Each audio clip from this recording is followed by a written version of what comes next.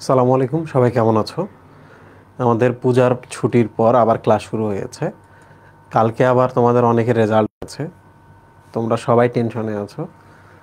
আমিও একটু টেনশনে আছি, কারণ এই দিনটা যখন আসে তখন আমার একটা নিজের মেমোরির কথা মনে পড়ে, একটা স্মৃতি মনে পড়ে।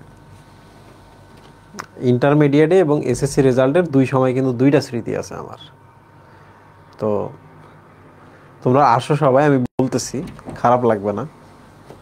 সো আজকে ক্লাসটা শুধু যে পড়ার উদ্দেশ্যে আমরা করো তা না, আমরা একটু রিল্যাক্সেশন হিসাবেও নিব। হ্যাঁ, আজকে আমরা একটু রিল্যাক্সেশন হিসাবে নিব। তোমরা সবাই চলে আসো। ওয়ালাইকুম আসসালাম, আমি ভালো আছি।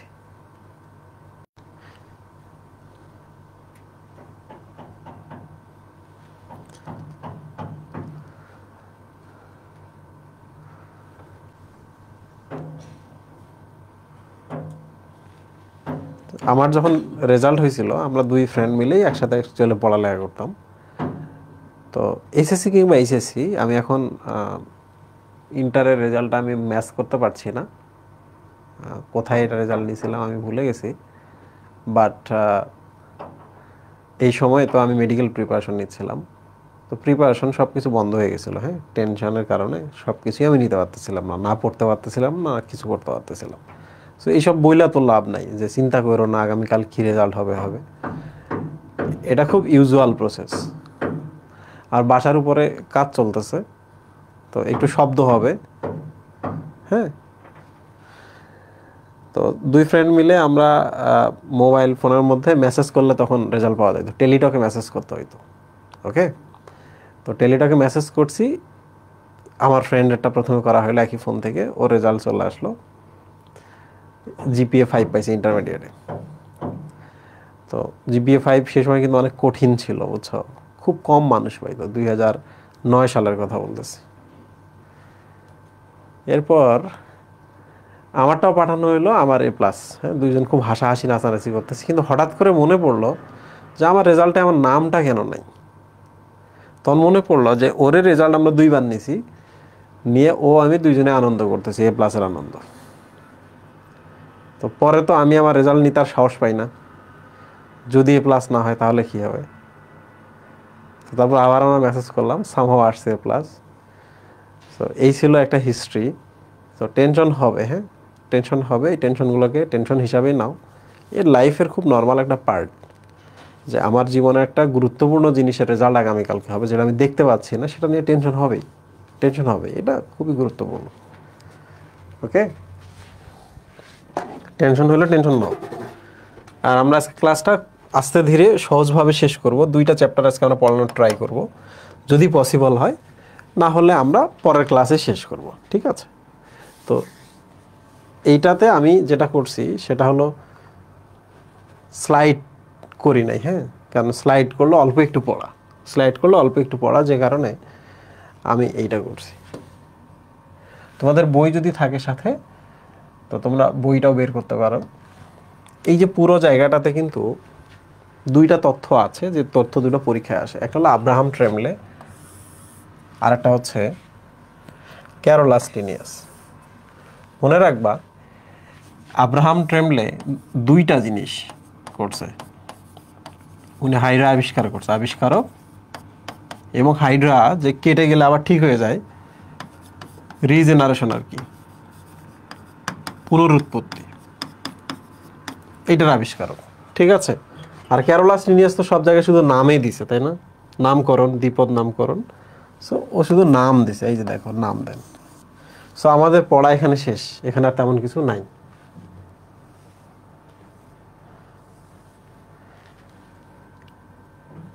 আচ্ছা, এখানে কয়েকটা স্পেসিস আছে, দেখো, কয়েকটা স্পেসিস আছে, যেটা বাংলাদেশে প্রায় হাইড্রা, দেখো, পৃথিবীতে 40টার মতো প্রজাতি আছে।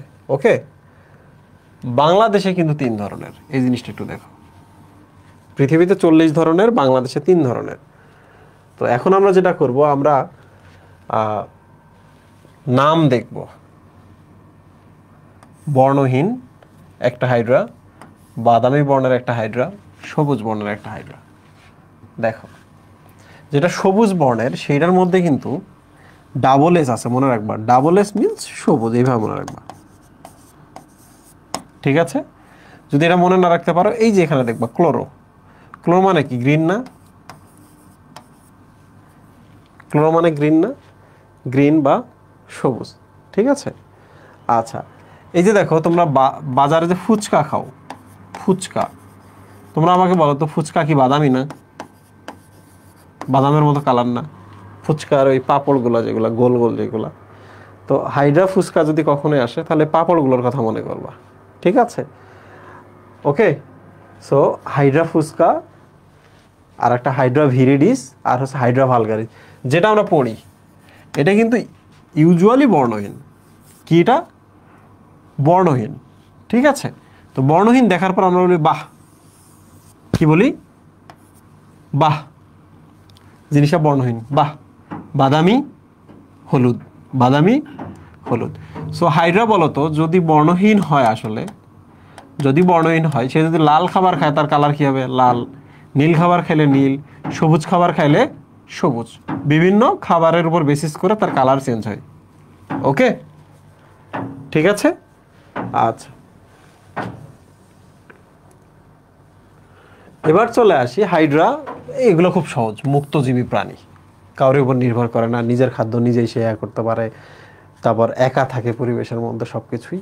এখন ইম্পর্টেন্ট একটা কথা এখানে আছে, এই যে দেখো হাইড্রা দেহের ভেতরে কিন্তু পানি থেকে অক্সিজেন ভেতরে ঢুকতে পারে। কি ঢুকতে পারে? অক্সিজেন। এবং দেহের ভেতর থেকে এই কোষগুলোর মাধ্যমে কার্বন ডাইঅক্সাইড বের হতে পারে। তাহলে বলো তো কোন প্রক্রিয়ায় হইলো এটা? কোন প্রক্রিয়ায় হইলো এটা? ব্যাপন না? তাহলে ব্যাপন প্রক্রিয়ায় অক্সিজেন এবং কার্বন ডাইঅক্সাইডের সাথে দেওয়া নেওয়া করে, দ্যাট মিনস শ্বসন। ওকে, অক্সিজেন কার্বন ডাইঅক্সাইড দেওয়া নেওয়াকে বলা শ্বসন। একটা ইম্পর্টেন্ট জিনিস দেখো, সেটা হলো এই যে এই ধরনের জনন এর কথা বলা আছে, কোনটা যৌন কোনটা অযৌন, এগুলো নিয়ে আমরা একটু পরে কথা বলবো, ঠিক আছে? এটা নিয়ে আমরা একটু পরে কথা বলবো, এখানে আমরা বলবো না। শেষ। ওকে, উপরে কি লোক পাঠাবেন? তোমরা কি শব্দ পাইতেছো নাকি? তোমরা কি শব্দ শুনতেছো? উপরে কাজ করতেছে, ড্রিল ড্রিল করতেছে, হাতুড়ি পেটা করতেছে, যে কারণে শব্দ হইতেছে। বন্ধুরা, এখানে আমি একটা জিনিস বলবো, তোমরা সবাই জানো। বলো তো যে কোনো স্পেসিস কি দ্বিপদ হয় না? বলো তো, মনে থাকবে না এটা? জেনাস এক পদ হয় না? হয় কি না? কিংডম যেহেতু এনিমেল, মিলছে না? মিলছে কিনা? ফাইলাম নিডারিয়া, মিলছে কিনা? এটা তুমি পারবা। এবার বলো তো, আমরা যখন পড়ছিলাম নিডারিয়া পরের প্রাণী, তখন কিন্তু হাইড্রোজোয়াতে আমরা হাইড্রাকে দেখেছিলাম, তাই না? হাইড্রোজোয়া দেখছিলাম কিনা? তাহলে এখন আমাদের দুইটা ইস্যু হবে, এই যে এইটা ইস্যু হবে আর এইটা ইস্যু হবে, মনে রাখতে একটু প্রবলেম হবে। তাহলে আমি তোমাদের বলি, তোমরা এইটাতে নয়ডা মনে রাখবা। নয়ডা ইন্ডিয়াতে একটা টেকনোলজি হাব আর কি, ইন্ডিয়ান সিলিকন ভ্যালি বলা যেতে পারে, নয়ডা, ঠিক আছে? এই দেখো, অর্ডার যদি হয় শেষে আইডিএ থাকবে, আইডিএ আছে না? আইডিএ। অর্ডার যদি হয় তাহলে আইডিএ থাকবে। আর দেখো ডিএই, ডা, ডা অ্যাকচুয়ালি ফ্যামিলিতে থাকে। তো আমরা এটার কথা পড়বো না, আমরা কোনটার কথা পড়বো? এইটা। এইটা যদি মনে থাকে তাহলে তোমার এটা মনে থাকবে। বলো ইস্যু সলভ কিনা? আমি একটু প্রশ্ন করে দেখি, পারো কিনা? বলো। Class, order, kingdom, genus. বলো তো পারবা কিনা? বলো তো। একটা একটা করে চলে আসি, এগুলো খুব সহজ। হ্যাঁ, একটা একটা করে চলে আসি, যেটা যেটা পারবো। প্রথমে জেনাস স্পেসিস, তাই না? তাহলে এটা অনলি হাইড্রা। কিংডম এটা এনিমেল, তাহলে এনিমেলই, এটা পারলাম আমরা। ক্লাস, এটা আমরা আগেই পড়ছিলাম, হাইড্রোজোয়া, তাই না? তাহলে শুধু অর্ডার এবং ফ্যামিলি এই দুইটাই বাকি রাখলো। আমি বলছিলাম না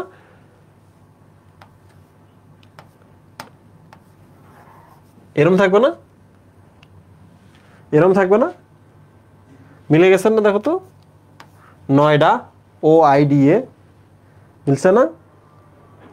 তাহলে এইটা যদি মেলে দ্যাটস এনাফ। তাহলে এখন ফ্যামিলি তুমি জানো কি হবে,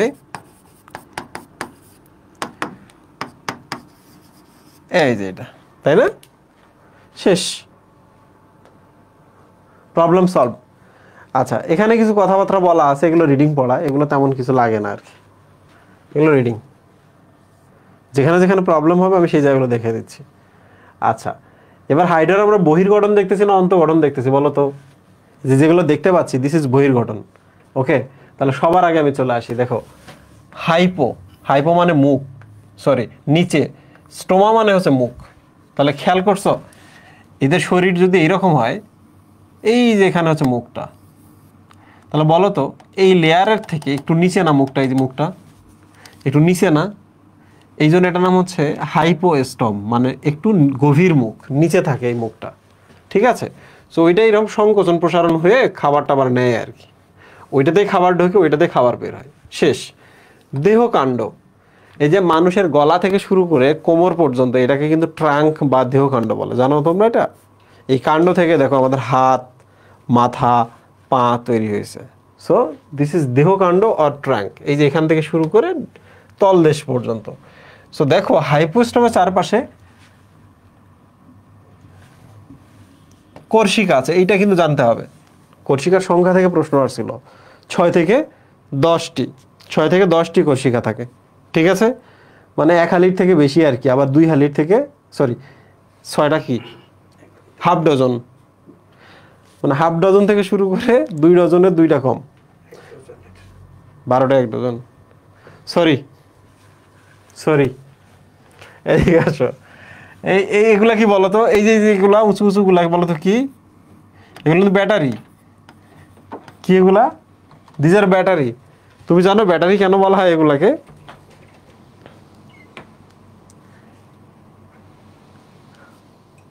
ব্যাটারি কেন বলে জানো? ব্যাটারি শব্দের অর্থ হলো যেখানে অনেকগুলো কোর্স থাকে। ওই যে আগে ব্যাটারি ছিল না, বড় বড় ব্যাটারি, ওখানে কিন্তু অনেকগুলো সেল থাকতো। বাসায় যে কারেন্টের জন্য আমরা যে ব্যাটারি ব্যবহার করতাম, অনেকগুলো সেল থাকতো। তাহলে এই সব জায়গাগুলোতে প্রচুর পরিমাণে নিডোসাইট সেল আছে, এবং ওই নিডোসাইটের মধ্যে নেমাটোসিস্ট আছে। বুঝতে পারছো? তাহলে বলো তো নেমাটোসিস্ট ব্যাটারি কোথায় থাকে? নেমাটোসিস্ট ব্যাটারি কোথায় থাকে? কোথায় থাকে?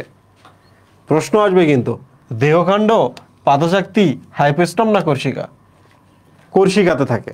সো নেমাটোসিস্ট ব্যাটারি ডান। এগুলো সহজ জিনিস, এগুলো তোমাদের পড়াইতেও আমার ইয়া লাগতেছে, মনে হইতেছে এত জ্ঞানী গুণীদের মাঝে আমি এসব জ্ঞানহীন কথাবার্তা বলছি। বন্ধুরা, মুকুলে চলে আসি। তোমরা আমাকে বলো তো আমের মুকুল কখন হয়? যখন পরিবেশ একটু উষ্ণ, একটু গরম, তখন না? তাপমাত্রা যখন অনুকূলে থাকে তখন তো আমের মুকুল হয়। ঠিক তেমনি এরাও যখন খায় দায়, স্বাভাবিক অবস্থা, টেম্পারেচার বেশ ভালো, এই যে দেখো এখানে লেখা আছে গ্রীষ্মকালে একটু গরমের সময় এদের দেহে মুকুল হয়। এখন তোমরা আমাকে যে জিনিসটা বলবা সেটা হলো মুকুল তৈরি হচ্ছে এদের দেহে। এই যে ধরা যাক এখানে একটা ধীরে ধীরে মুকুল তৈরি হচ্ছে, এই যে এটা। ওকে, তোমরা আমাকে বলো এটা যৌন জনন নাকি অযৌন জনন? প্রশ্ন হলো এইটা, বলো মুকুলটা যে তৈরি হলো যৌন নাকি অযৌন? বলো তো কেন অযৌন বলে? কারণ এখানে মিলনের ব্যাপার স্যাপার নাই শুক্রাণু এবং ডিম্বাণুর, তাই না? এখানে কোনো মিলনের ব্যাপার স্যাপার নাই। তাহলে প্রশ্ন হলো মিলনের ব্যাপার স্যাপার কখন আসে? তুমি বলো তো এই হাইড্রা কোনো খাওয়া পায় না, গরিব, ইটস এ হাইড্রা, গরিব হাইড্রা, পরিবেশে তেমন কিছু নাই, খাওয়ার কোনো উপায় নেই। তাহলে ওর শরীর থেকে একটা মুকুল বাইর হবে? এতগুলো কোষে জন্ম দিতে পারে? পারে না। তাহলে ইটস বেটার একটা ডিম্বাণু দেই, কয়েকটা শুক্রাণু বানাই দিই, বেশি লাগছে না। দ্যাট ইজ কল্ড যৌন জনন। তাহলে বলো তো কখন? যখন সে শরীরটাকে বড় করে মুকুল বানাইতে পারবে না তখন। এই বলো ঋতু কি? পরীক্ষা আসবে, ঋতু কি? বলো কোন ঋতুতে যৌন জনন ঘটে? কোন ঋতুতে? মার্চে রে, সামার বলতেছে, মার্চে। খাইছে। যৌন জনন নাকি কখন ঘটে? সামারে, যখন তার দেহে মুকুল তৈরির মতো সক্ষমতা নাই, খানা টানা নাই পরিবেশে, তখন। কখন? এই হেমন্ত শীতকালে পরিবেশ ঠান্ডা হয়ে যায়। পরিবেশ যখন ঠান্ডা, তখন ও যে খাবারগুলো চায়, বুঝছো, সে খাবারগুলো পাওয়া যায় না, পরিবেশে তখন ওগুলো থাকে না। দ্যাট ইজ ওয়াই এই হেমন্ত এবং শীতকালে তার কি হয়? তার যৌন জনন হয় না, অযৌন জনন হয় না। শুক্রাণু ডিম্বাণু তৈরি করে যৌন জনন হয়। ঠিক আছে? তাহলে এই যে দেখো, জননাঙ্গ সৃষ্টি হয় শুক্রাশয় এবং ডিম্বাশয়, শুক্রাশয় থেকে শুক্রাণু, ডিম্বাশয় থেকে ডিম্বাণু, শুক্রাণু ডিম্বাণুর মিলন, মিলন মানে যৌন জনন। কখন হয় এটা? হেমন্ত শীতকালে। এগুলো খুব ইম্পর্টেন্ট বাবা, এগুলো খুবই ইম্পর্টেন্ট। এই কনসেপ্ট যদি না থাকে তাহলে বিপজ্জনক কথাবার্তা। তো এখন তোমরা আমারে কও তো, এই যে ছবিটা দেখে বলো, দেহকে যদি আমি দুই ভাগ করি, বলো তো নিচের অর্ধাংশে ডিম্বাশয় নাকি শুক্রাশয়, উপরের অর্ধাংশে ডিম্বাশয় নাকি শুক্রাশয়? বলো বলো।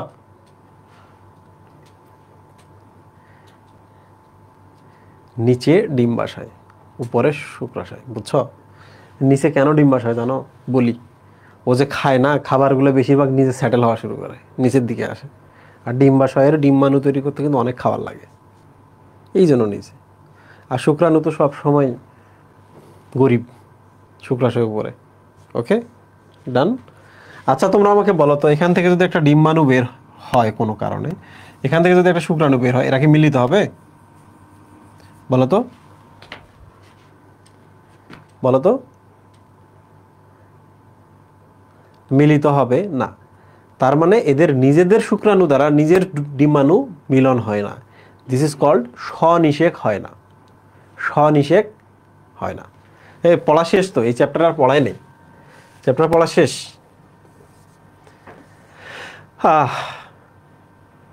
এটা একটু পরে দেখতেছি, আছে এগুলো, চিন্তার কিছু নেই।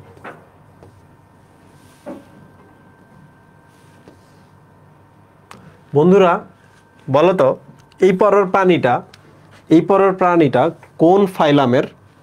সুবি ভাই, নিডারিয়া, নিডারিয়া ফাইলামের। ঠিক আছে, তোমাদেরকে আমি বলছিলাম না, পরিফেরা,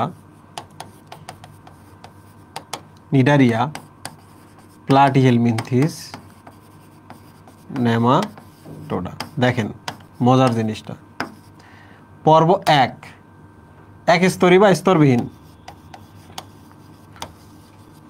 পর্ব 2 দ্বিস্তরী, পর্ব 3 ত্রিস্তরী, পর্ব 4 সব ত্রিস্তরী এখন, তাই না? ঠিক কিনা? তার বলো তো নিডারিয়া কয় স্তরী?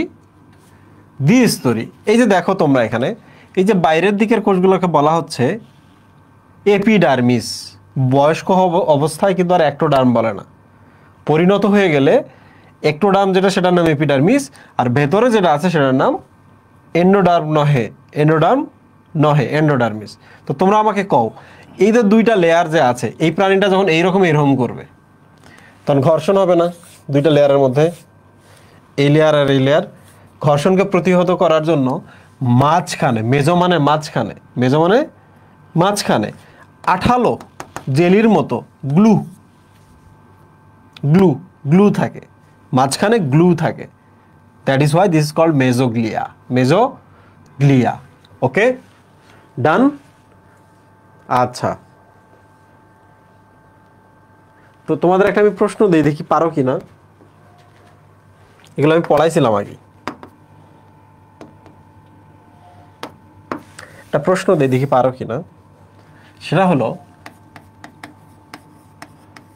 হাইড্রার ভেতরের স্তরকে কি বলে?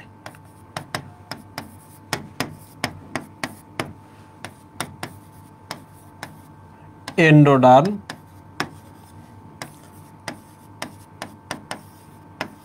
গেস্ট্রোডার্ম,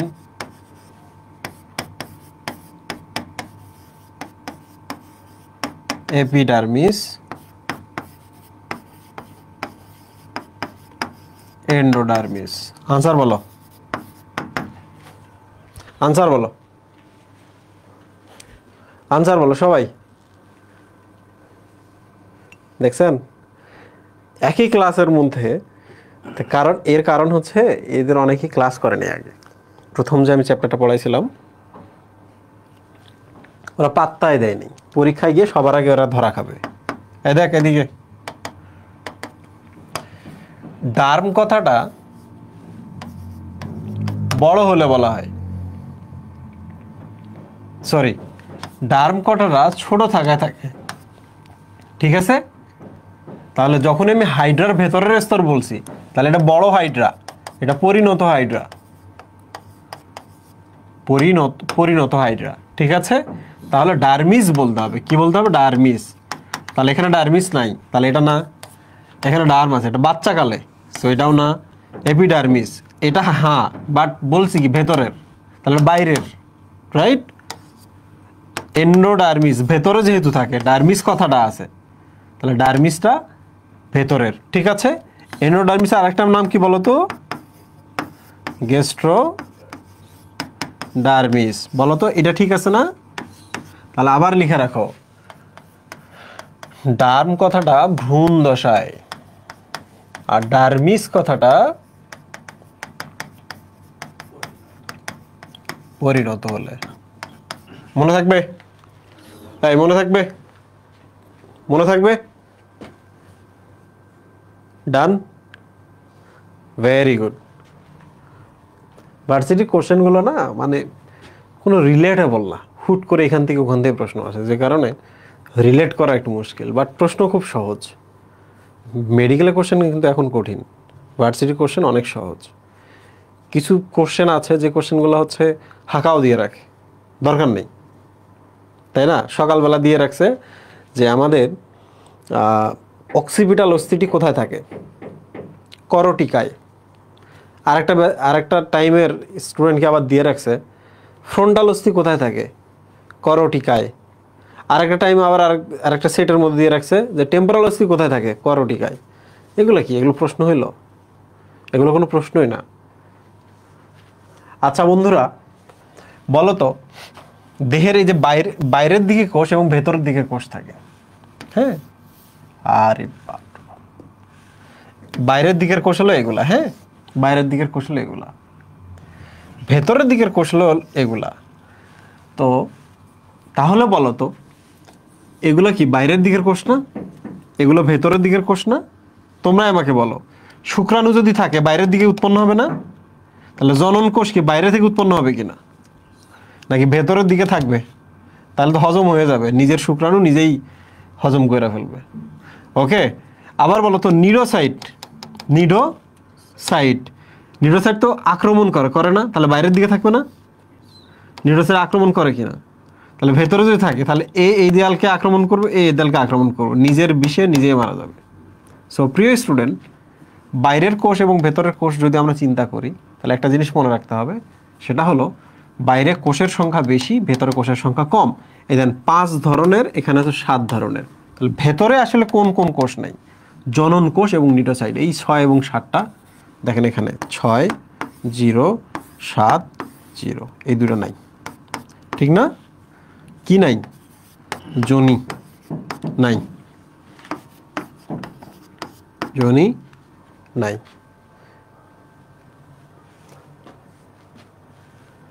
এখন আমি যাব হচ্ছে কোশ্চেন বেস হচ্ছে টপিকে। এখন আমি তোমাদের পড়াইতে থাকবো, অনেকটা মনে করবা যে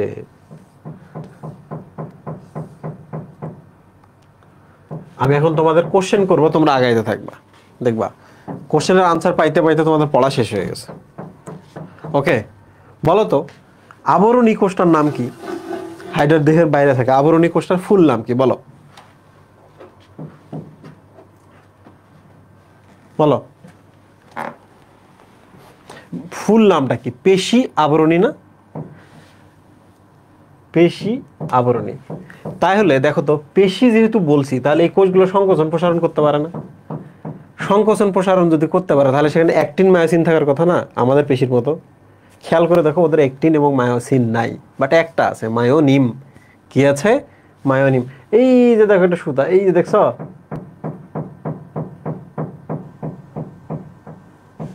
মায়ো মানে পেশি, নিম মানে হচ্ছে সুতা, নেমাটোসিস্ট, তারপর হচ্ছে নেমাটো হেলমিনথিস, নেমাটোডা আছে না?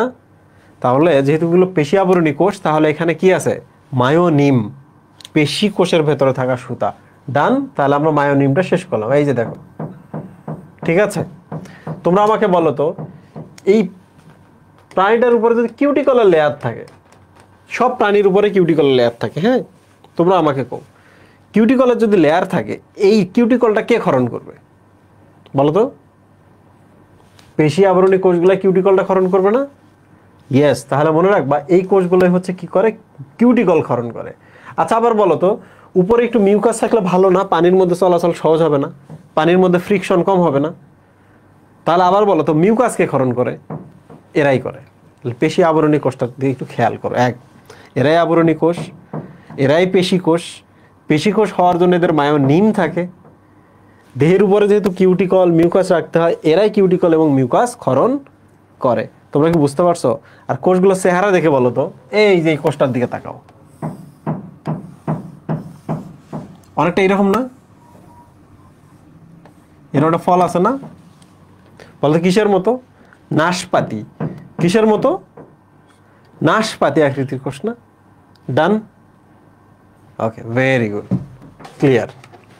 আর তেমন কিছু এখানে নাই, বাকিগুলো রিডিং পড়লেই পাবা। সবচেয়ে ইম্পর্টেন্ট কোষ এই যে দেখো, দেখছো যেগুলো গাঢ় গাঢ় কোষ, এই গাঢ় গাঢ় দ্বারা বলছে যে এগুলার মধ্যে প্রচুর পরিমাণে সাইটোপ্লাজম আছে। কি আছে? সাইটোপ্লাজম আছে। তাহলে দেখছো, ভাজক কোষের কিন্তু একটা বৈশিষ্ট্য, ভাজক কোষ কিন্তু সবসময় ছোট হবে, আকারে কি হবে? ছোট হবে। ভাজক কোষ কি হবে? ছোট হবে। সাইটোপ্লাজম ঘন হবে, নিউক্লিয়াস থাকবে। দেখো, এতে সাইটোপ্লাজম নিউক্লিয়াস দুটো দেখা যাচ্ছে। প্রিয় স্টুডেন্ট, এই কোষটা যদি মারা যায়, এ বিভাজিত হয়ে এই কোষটা বানাই দিবে। এই যে দেখো, মাঝখানে এখানে একটা কোষ আছে, সংবেদী কোষ, ওইটা যদি নষ্ট হয়, এ বিভাজিত এটা বানাই দিবে। তোমরা বুঝতে পারছো? এই জন্য তুমি দেখবা সব কোষের ফাঁকে ফাঁকে এদেরকে তুমি পাবা, এখানে পাবা, এখানে পাবা, এখানে পাবা, এখানে পাবা, সব জায়গায় পাবা। সো দিজ আর, দুই সেলের মাঝখানে যে স্পেস থাকে, it's a cell, it's a cell. এই যে স্পেসটা দেখতে পাচ্ছেন, দুই সেলের মাঝখানে স্পেসটাকে বলা হয় ইন্টারস্টিশিয়াম। স্পেসটার নাম কি? এই বলো। আন্তঃকোষীয় ফাঁক। এইটার আরেকটা নাম কি? ইন্টারস্টিশিয়াম। ইন্টারস্টিশিয়াম। তাহলে বলো তো, ইন্টারস্টিশিয়ামের ভেতরে যদি কোনো সেল থাকে, সেই সেলগুলোর নাম কি হবে? ইন্টারস্টিশিয়াল। কি নাম? ইন্টারস্টিশিয়াল কোষ। বুঝতে পারছো? আন্তঃকোষীয় স্পেসকে বলা হয় ইন্টারস্টিশিয়াম, ওখানে যে কোষগুলো থাকে তাদের নাম ইন্টারস্টিশিয়াল সেল। ওকে, ডান। তাহলে বলো তো, এই কোষগুলোর কি কি কাজ করে? নাম দেখে কি বোঝা যায়? বোঝা যায় না।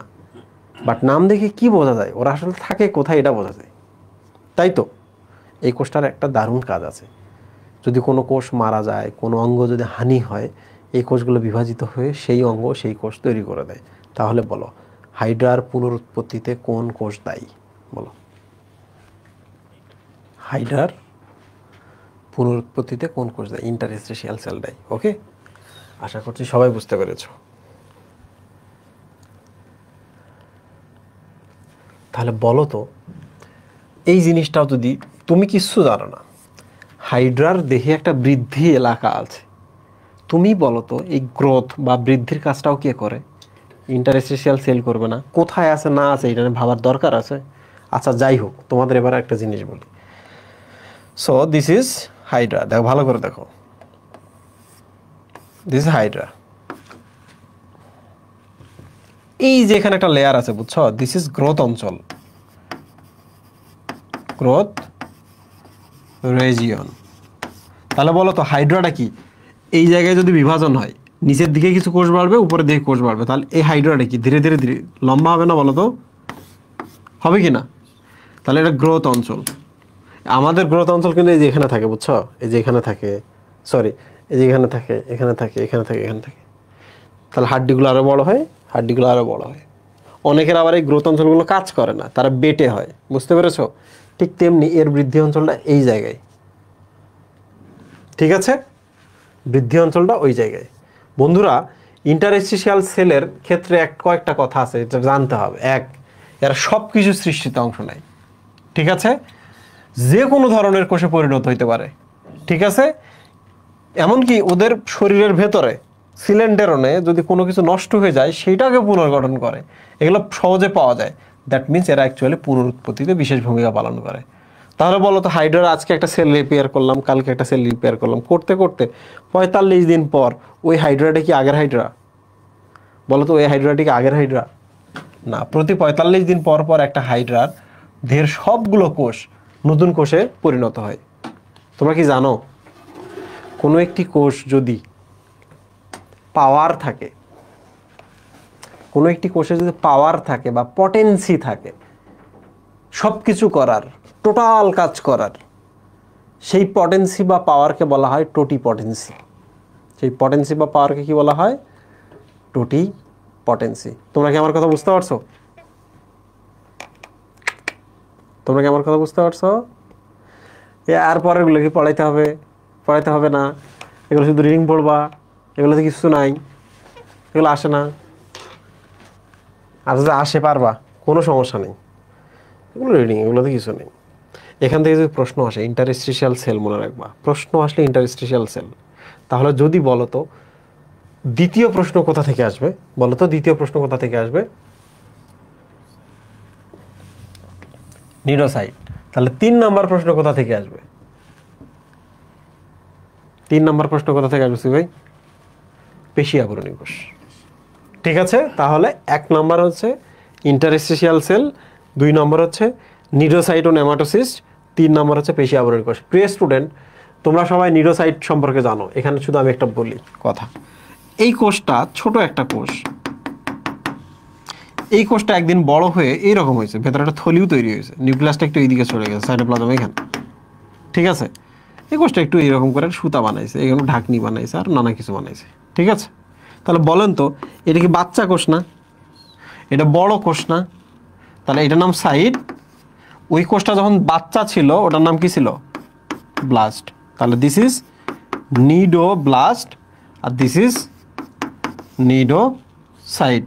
বন্ধুরা, তোমরা কি বুঝছো? তার মানে এইটাই পরিস্ফুটন হয়, এইটারই বিকাশ হয়, এইটারই ডেভেলপমেন্ট হয়, হইলেই ওইটা আমরা পাই। তোমাদের কাছে কি ক্লিয়ার?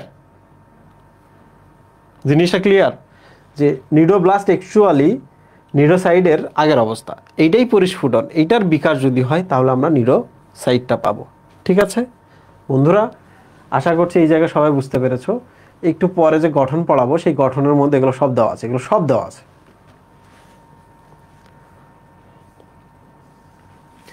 একটি নিডোসাইটের গঠন নিয়ে আমরা এখানে আলোচনা করব।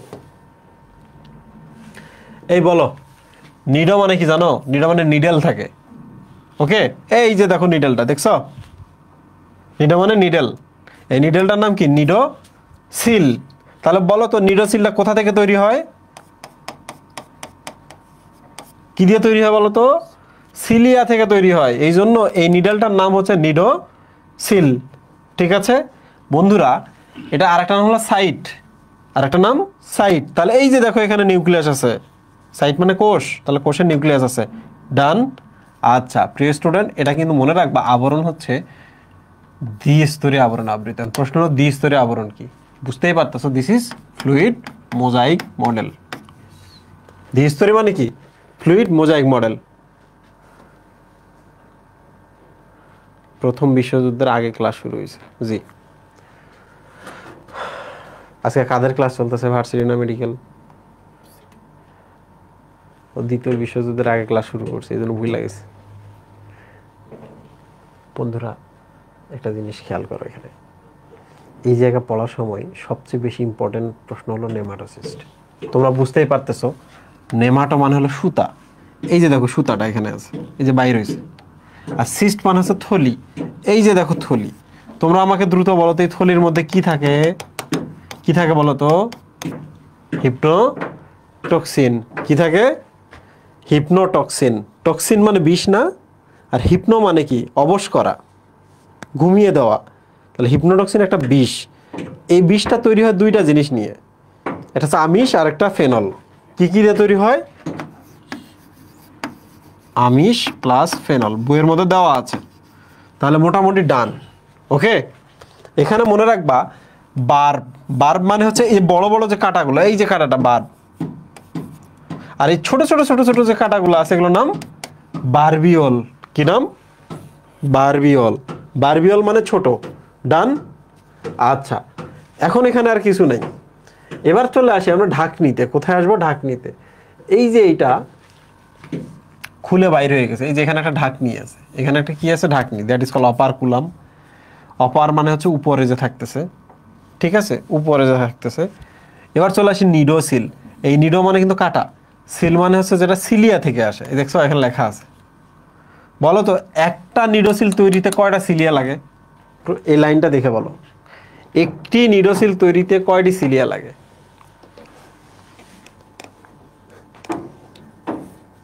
বলো। একটা লাগে। তাহলে একটা নিডোসিল তৈরিতে যদি একটা সিলিয়া লাগে, এই জন্য আমরা বলি নিডোসিলটা আসলে সিলিয়ামের রূপান্তরিত রূপ। ওকে, সিলিয়ামের রূপান্তরিত রূপ। ডান। এটা ট্রিগারের মতো কাজ করে, এটাতে যদি ধাক্কা লাগে তাইলেই কিন্তু এটা ফেটে বাইরে আসে। ওকে, ঢাকনিটা খুলে যায়, এটা বাইরে আসে। এগুলো তো তোমরা অনেক পড়ছো বাবা, এগুলো পড়াইতে তো আমার খারাপ লাগে। তোমাদের কি মনে হয় হাইড্রাটা আমাদের ওমিট করে দেওয়া উচিত? আচ্ছা, এখানে কয়েকটা ব্যাখ্যা আছে। দেখো, এইটা শক্ত, ট্রিগারটা আর কি অনেক শক্ত, দৃঢ়, খুবই সেন্সিটিভ। সেন্সিটিভ মানে টাচ লাগলেই ট্রিগারটা চাপ খায়, তাহলে সেন্সিটিভ মানে হচ্ছে সংবেদনশীল। ঠিক আছে, এটি কি ট্রিগারের মতো কাজ করে। আমরা একটু নিচে আসি।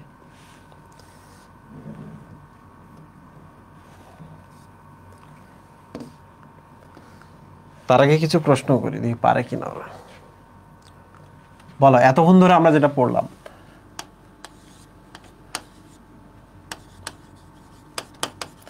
গ্রোথ অঞ্চল, বৃদ্ধি অঞ্চল কোথায় থাকে? 2 নাম্বার হচ্ছে রূপান্তরিত সিলিয়াম কোনটি?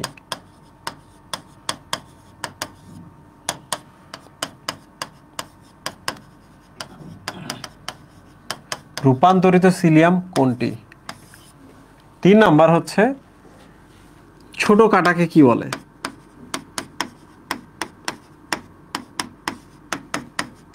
ছোট কাটাকে কি বলে? 4, সেটা হলো পূর্ণ বিকশিত, পূর্ণ বিকশিত কোষ। Option A and option B, cnidoblast, আর এটা হলো নিডো সাইট। ওকে, 5 নাম্বার হচ্ছে দৃঢ় ক্ষুদ্র কাটার মতো অঙ্গাণুটির নাম কি? বলো, এই 5টি প্রশ্নের উত্তর দাও। সবগুলো প্রশ্নের উত্তর দিতে পারছো সবাই? এই নিডোসিল বানান এস না, নিডোসিল বানান সি, সিআইএল।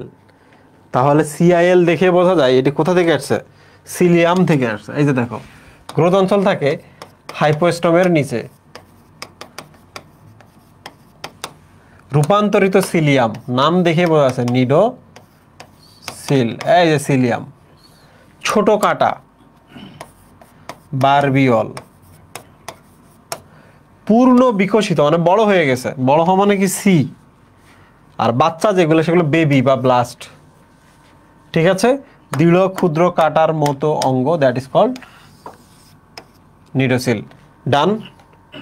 এই প্রশ্নগুলো আসতো, প্রশ্নগুলোর উত্তর আমি দিয়ে দিলাম। দেখো, তোমাদের পড়া শেষ। ওকে, আচ্ছা।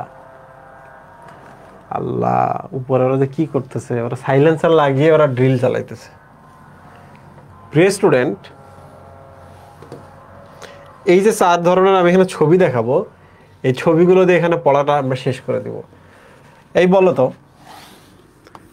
এটা একটা থলি, হঠাৎ করে এখান থেকে একটা বার্ড উৎপন্ন হয়েছে, আর এটা একটা থলি, বার্ডটা ধীরে ধীরে ধীরে ধীরে উৎপন্ন হয়েছে। দেখছো, তাহলে বলো তো এইখানে এই বাট এবং এখানে যে বাট আছে এই দুইটা বাটের মধ্যে কোনটা সুগঠিত বাট? বলো তো, বলো। বাট মানে কি জানো? বাট মানে পাছা, চওড়া জায়গা। বলো এখানে কোনটা সুগঠিত বাট? এই যে এটা না, ধীরে ধীরে ধীরে ধীরে উৎপন্ন হয়েছে, এটা হঠাৎ করে উৎপন্ন হয়েছে না, মনে হচ্ছে মট করে ভেঙে যাবে, যাবে কি না? তো প্রিয় স্টুডেন্ট, এই তিনটা ছবি দেখে বলো তো সুগঠিত বাট কোনটা? এটা না, এটা আদর্শ, মনে রাখবা, এটা হচ্ছে আদর্শ nematocyst. These are not nidocyte, এগুলো নিডোসাইট নহে। সাইট মানে কোষ, কোনোটাতে কি তুমি সাইটোপ্লাজম এবং নিউক্লিয়াস দেখতে পাচ্ছ? না, দিজ আর নট নিডোসাইট, এগুলো হচ্ছে নেমাটোসিস্ট। নেমাটো মানে হচ্ছে সুতা, আর সিস্ট শব্দের অর্থ হচ্ছে থলি, থলি। ঠিক আছে বন্ধুরা, এবারে এক এক করে চলে আসি। এই স্টিনোটিল, স্টিনো শব্দের অর্থ কিন্তু বিদ্ধ করে, যে বুঝতে পারছো? এটা আরেক নাম হচ্ছে পেনিট্রেন্ট। পেনিট্রেশন মানে কি? ছিদ্র করা, কোনো কিছুর ভেতরে ঢুকে পড়া। তাহলে বলো তো এইটাই কি আসলে মানে বিদ্ধ করে, ফোটে, কিংবা পেনিট্রেট করে, করে কি না? তাহলে এটার নামই স্টিনোটিল, এটার নামই হচ্ছে পেনিট্রেন্ট। স্টিনোটিল বা পেনিট্রেন্ট, তাই না প্রিয় স্টুডেন্ট? তাহলে বলো তো বিদ্ধ যদি করে, এইটাতে হিপ্নোটক্সিন থাকবে না? এটাতে বার্ব থাকবে, এটাতে বারবিউল থাকবে। কিছুক্ষণ আগে আমরা যে ছবিটা দেখে আসলাম ওইটাই না? তাহলে বলো তো এইটার নাম কি? ভলভেন্ট। তোমরা কি জানো ভলভেন্ট শব্দের অর্থ কি? ভলভেন্ট শব্দের অর্থ প্যাঁচ। বুঝতে পারছো? ভলভুলাস থাকে যার, তাকে বলা হয় ভলভেন্ট। ভলভুলাস থাকে যার, ভলভুলাস শব্দের অর্থ হচ্ছে প্যাঁচ, পেঁচিয়ে থাকা। তাহলে বলো তো এখানে একটা পেঁচিয়ে আছে না, কোনটির সূত্রক পেঁচানো? ভলভেন্ট। ঠিক আছে, কোনটি সবচেয়ে এখানে দেখতে আকারে ছোট কোনটা? ওইটাই কিন্তু। সো আমরা এক এক করে চলে আসি। ভলভেন্টের আর একটা কিন্তু ডেজমোনিম। কি? ডেজমোনিম। প্রিয় স্টুডেন্ট একটু মিলাই দেই তাহলে মনে থাকবে। নিম শব্দের অর্থ হচ্ছে সুতা, আর ডেজমো শব্দের অর্থ হচ্ছে বন্ড। কি? বন্ড। তোমরাই আমার কত, এ যদি তোমার পেঁচায় ধরে তাহলে এই সুতার সাথে তোমার বন্ধন তৈরি হবে না? এই সুতাটা যদি তোমার পেঁচায় ধরে, এই সুতার সাথে তোমার বন্ধন তৈরি হবে না? তাহলে এর নাম ডেজমোনিম হবে না? Yes, definitely this is desmoneme. Done. আচ্ছা, এই যে দেখো অপেক্ষাকৃত ছোট ওইটা, সূত্রকটা খাটো, স্থিতিস্থাপক, ডেফিনেটলি কাঁটা কিন্তু নাই, দেখা যাচ্ছে না, কাঁটা নাই, এবং বন্ধ শীর্ষযুক্ত। দেখো এর বিষ আছে বলে এর শীর্ষকটা কিন্তু উন্মুক্ত। এই যে এটা কিন্তু সিরিঞ্জের মতো, বুঝছো? ফাঁপা ভেতরে, বিষটা বের করে দিতে গেলে শীর্ষ উন্মুক্ত হতে হবে। এই যে এগুলোতে দেখো গ্লু থাকে। কি থাকে? গ্লু। তাহলে বলো তো এটারও কি শীর্ষ উন্মুক্ত না? তাহলে এই তিনটারই শীর্ষ উন্মুক্ত। ওর কাজ হচ্ছে শিকারকে পেঁচিয়ে ধরা, তাহলে ওর শীর্ষ উন্মুক্ত হবে? হবে না। ওর ভেতরে গ্লু নাই, ওর ভেতরে কোনো বিষও নেই। ডান। আচ্ছা, এই যে এইটা জিনিস দেখতে হবে, সেটা হলো নিক্ষিপ্ত হওয়ার পরে কর্ক স্ক্রুর মতো অনেকগুলো প্যাচের সৃষ্টি হয়। ভালো করে খেয়াল করো। বলো তো ওটি মানে নিক্ষিপ্ত অবস্থায় বেশি প্যাচ থাকে নাকি হচ্ছে স্বাভাবিক অবস্থায় বেশি প্যাচ থাকে? এনিওয়ান বলো তো, নিক্ষিপ্ত অবস্থায় বেশি প্যাচ নাকি স্বাভাবিক অবস্থায়? ওই যে দেখো ভুল করছে, নিক্ষিপ্ত অবস্থায় বেশি প্যাচ। বুঝছো? নিক্ষিপ্ত অবস্থায় বেশি প্যাচ। আবার বলো, ভালো করে বলো। ওখানে কয়েকটা প্যাচ আছে এখানে, হ্যাঁ? ও যখন তার ছাইড়া দেয় তখন কর্ক স্ক্রুর মধ্যে প্যাচে ধরে। ওকে, ওই যে দেখো নিক্ষিপ্ত হওয়ার সাথে সাথে কর্ক স্ক্রুর মতো অনেকগুলো প্যাচের সৃষ্টি করে। প্রিয় বন্ধুরা, শিকার জড়িয়ে ধরতে, শিকারকে বিষাক্ত রস দিয়ে অবশ করতে এই দুটো নেমাটোসিস্টের ব্যবহার আছে। এবার চলে আসি আমরা শেষের দুইটা নাম। দেখো স্ট্রেপ্টো। ঠিক আছে, মনে রাখবা স্ট্রেপ্টো শব্দের অর্থ হচ্ছে চেইন। কি? চেইন।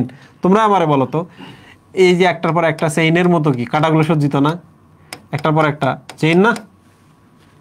তাহলে স্ট্রেপ্টো শব্দের অর্থ হচ্ছে chain by straight, by straight. ঠিক আছে। আচ্ছা, এই যে দেখো গ্লু আছে না? গ্লু, গ্লু মানে আঠা। তাহলে বলো তো স্ট্রেপ্টো মানে এখানে কাঁটাগুলো চেইনের মতো আছে, আর গ্লুটিনেন্টের গ্লু মানে ভেতরে গ্লু আছে। ডান। ওকে, তাহলে পরেরটা বলো তো স্টেরিওলিন। স্টেরিও শব্দের অর্থ হচ্ছে একপাক্ষিক, একই রকমই, মানে এটা এটা যেমন ওইটাও তেমন, তাহলে এটার যেমন কাটা নাই ওইটারও তেমন কাটা নাই, তাহলে স্টেরিও শব্দের অর্থ হচ্ছে আগেরগুলোর মতোই। ওকে, স্টেরিও টাইপ, তাহলে এর কি থাকবে না, কাটা থাকবে না, ডান।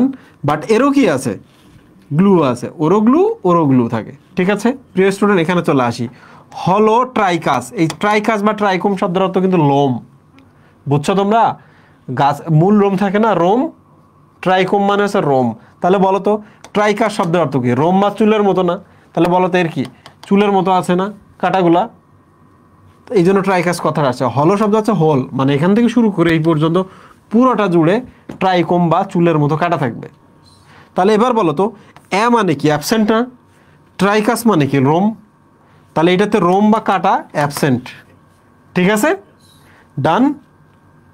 তোমরা কি বুঝতে পারছো? একটা হলো ট্রাইকাস, একটা অ্যাট্রাইকাস, অ্যাটারই আর একটা নাম হচ্ছে স্টেরিওটাইপ। ক্লিয়ার বন্ধুরা, ক্লিয়ার? প্রশ্ন আসলে এখান থেকে প্রশ্ন আসবে, আর প্রশ্ন আসার কোনো জায়গা নেই, আর কোথাও প্রশ্ন আসার জায়গা নেই। এখন আমি আস্তে ধীরে পড়াই এই জায়গাগুলা। বন্ধুরা বলো তো, এই যে কি নাম, হাইড্রা, হাইড্রার সামনে যখন একটা হচ্ছে প্রাণী চলে আসবে, তাহলে প্রাণীটার কিন্তু সে গন্ধে, বুঝছো, প্রাণীর দেহে গ্লুটাথিয়ন থাকে। কি থাকে? গ্লুটাথিয়ন। তার গন্ধে আকৃষ্ট হয়, কাছাকাছি চলে যায়, কারণ এর তো চোখ নাই। এর কি চোখ আছে? চোখ নাই। ডিফারেন্ট অ্যাট্রাকশন লাগবে, যার চোখ থাকবে না। তাহলে আমরা একটু চলে আসি, যখন কাছাকাছি চলে যায় এর শরীরে কিছু বিক্রিয়া হয়, আর কিছু যান্ত্রিক ঘটনা ঘটে। যান্ত্রিক শব্দের অর্থ হচ্ছে মানে নড়া চড়ার ব্যাপার স্যাপার আর কি। মনে রাখবা, মুভমেন্ট মানেই মেকানিক্যাল, মুভমেন্ট মানেই মেকানিক্যাল। তাহলে কেমিক্যাল রিয়াকশন হয় এর দেহের মধ্যে, আর কিছু মেকানিক্যাল বা মুভমেন্ট হয় এর দেহের মধ্যে। দ্যাট ইজ ওয়াই এটাকে বলা হয়, কি বলা হয়, কেমিক্যাল মেকানিক্যাল একসাথে। দেখো, ঠিক আছে। আচ্ছা, যদি কাছাকাছি চলে আসে তো আমি একটু দেখাই তোমাদের।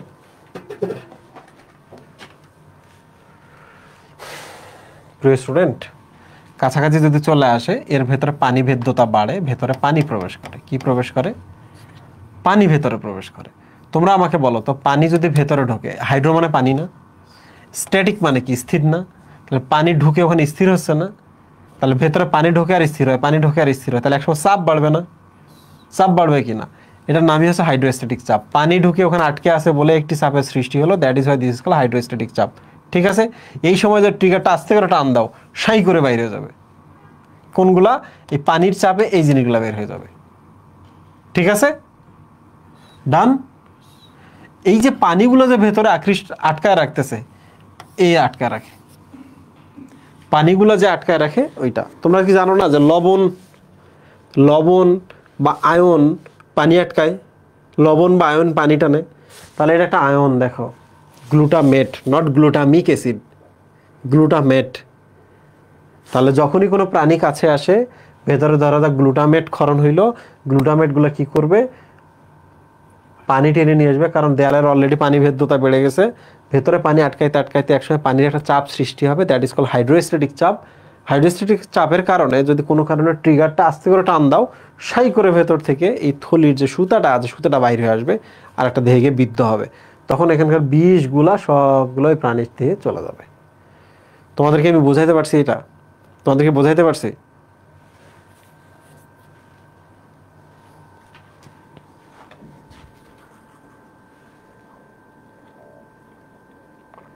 বলতো, একবার সূত্রক যদি বের হয় ওইটাকে কি আর ফিরাই আনতে পারে? বলতো, একটা নেমাটোসিস্ট কয়বার ব্যবহার করা যায়?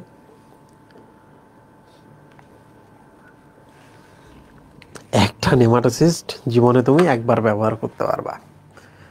ওকে, তুমি আমারে কত, আমার দেহ থেকে হাড়টা যদি কোনো একটা প্রাণীর শরীরের ভেতর ঢুকে যায়, এই প্রাণীটাকে যদি আমি খাই, তাহলে আলটিমেটলি আমার হাড়টাকেও খাইতে হবে না? খাইতে হবে কি না? খাইতে হবে। তাহলে আমার হাত আমার দেহের মধ্যেই পরিপাক হবে। ক্লিয়ার? ওদের ক্ষেত্রেও তাই হয়, যে প্রাণীর সাথে সাথে ওরা নিজেদের এইটাকেও কি করে? পরিপাক করে ফেলে। বাট একটা সেল রিপেয়ার হতে কতক্ষণ সময় লাগে? মোটামুটি 24 থেকে 48। এখানে লেখা আছে 48 ঘন্টার মধ্যে, তাই না? 48 ঘন্টার মধ্যে ওই জায়গায় নতুন আরেকটি নিডোসাইট কোষ তৈরি হয়। তোমরা আমাকে বলো তো ওই নিডোসাইট কোষটা কে তৈরি করবে এবার? বলো তো। আরে সাবাস। তাহলে এখানে এই সালটা মনে রাখবা, এটা খুবই টাইমটা খুবই ইম্পর্টেন্ট। পুরো টপিকের মধ্যে এটা সবচেয়ে ইম্পর্টেন্ট।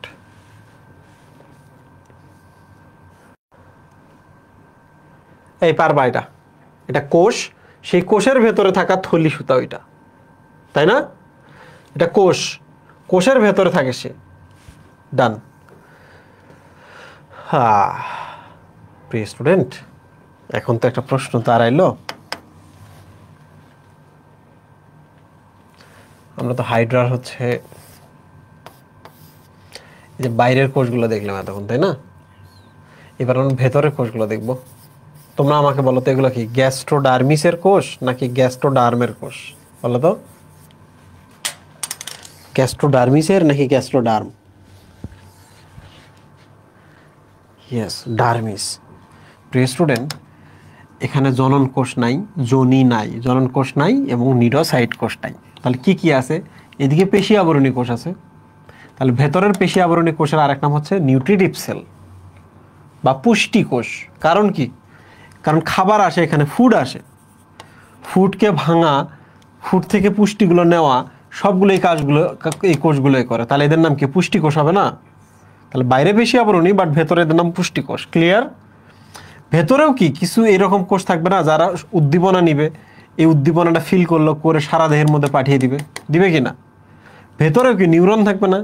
এই উদ্দীপনাটা নেওয়ার পর এখানে কি নিউরন থাকবে? এগুলোতে থাকবে। আবার বলো, এই কোষটার ভেতরে তোমার যদি পরিপাক করতে হয়, তোমাকে মিউকাস লাগবে না? তাহলে তোমাকে গ্রন্থি কোষ লাগবে না? গ্রন্থি কোষও ভেতরে লাগবে। শুধু জনন কোষ এবং নিডোসাইট কোষ বাদে বাকি যা যা ছিল সবই এখানে থাকবে। ডান। প্রিয় স্টুডেন্ট, এবার চলে আসি আমরা আমাদের এই টপিকের মধ্যে। দেখো, এই যে এগুলো হচ্ছে ভেতরের কোষ। খেয়াল করছো এই কোষগুলোর কাউরে কাউরে ফ্লাজেলা আছে। এই যে ফ্লাজেলা দেখছো চাবুকের মতো, আর কাউরে কাউরে ক্ষণপদ আছে। এই যে এগুলো হচ্ছে ক্ষণপদ। এই যে দেখছো। তোমরা আমাকে কত খাদ্যকে ভাঙতে টুকরো টুকরো করতে কিংবা হচ্ছে এনজাইমের সাথে মেশাতে কে কাজ করে? বলো। ভেতরে এগুলো আসলে পুষ্টিকোষ। পুষ্টিকোষ দুই ধরনের হয়, কাউরে ফ্লাজেলা থাকে এবং কাউরে ক্ষণপদ থাকে। তোমরাই আমারে কও কে খাদ্যকে ভাঙতে এনজাইমের সাথে মেশাতে কাজ করে, আর কে খাদ্যকে ভেতরে নিয়ে কোষের ভেতরে নিয়ে যায়? খাদ্যকে ভাঙে কে? ফ্লাজেলীয় কোষ। আর খাদ্যকে ভেতরে নিয়ে যায় কে? ক্ষণপদীয় কোষ। রাইট? Very good. আচ্ছা, একটু দেখো তোমরা ভালো করে, এখানে একটু কথা আছে। হ্যাঁ, ফ্লাজেলীয় কোষকে ফ্লাজেলা আন্দোলিত হয়ে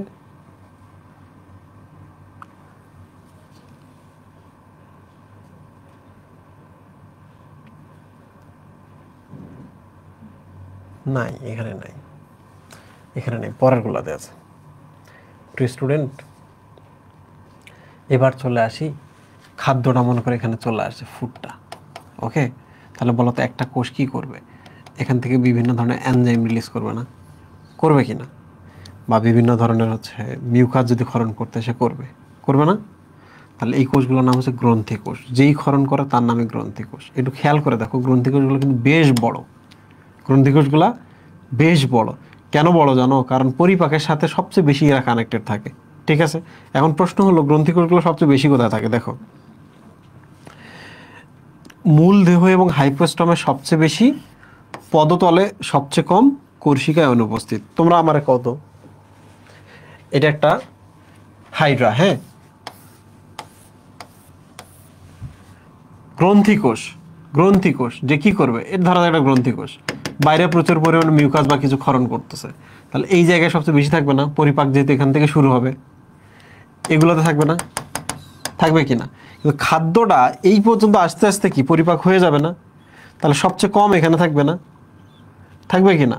তাহলে গ্রন্থি কোষ এই জায়গা থেকে সবচেয়ে বেশি, ধীরে ধীরে ধীরে ধীরে কমতে শুরু করে, সবচেয়ে কম এখানে। আর এই জায়গায় গ্রন্থি কোষ থাকে না, কারণ এই পাশে এখানে বাইরের কোষগুলো গুরুত্বপূর্ণ, এখানে ভেতরের কোষগুলো গুরুত্বপূর্ণ নয়।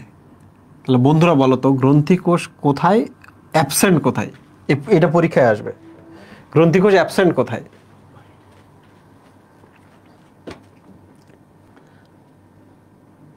কর্ষিকায়। গ্রন্থিকোষ সবচেয়ে কম কোথায়?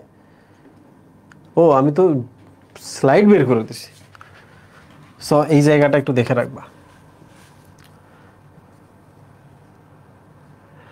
বলতো গ্রন্থিকোষ তো ক্ষরণ করে, কেউ মিউকাস ক্ষরণ করে, কেউ এনজাইম ক্ষরণ করে।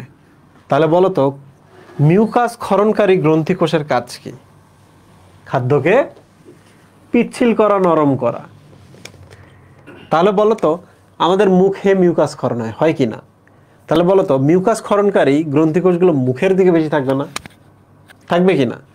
ওইটাই ওই যে ওখানে বলছে, দেখো হাইপোস্ট্রমে সবচেয়ে বেশি থাকে এরা, হাইপোস্ট্রম অঞ্চলে থাকে, দেখছো? এরপর পুরো রাস্তা একবার পাদচাকতির উপর পর্যন্ত এনজাইম ক্ষরণকারী কোষের সংখ্যা বেশি।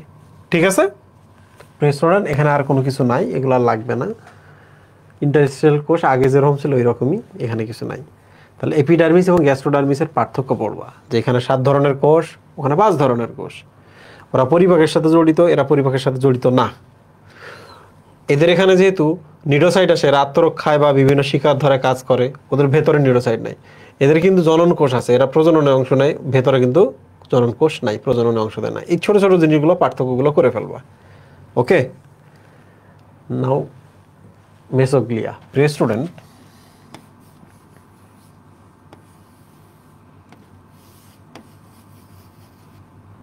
দেখছো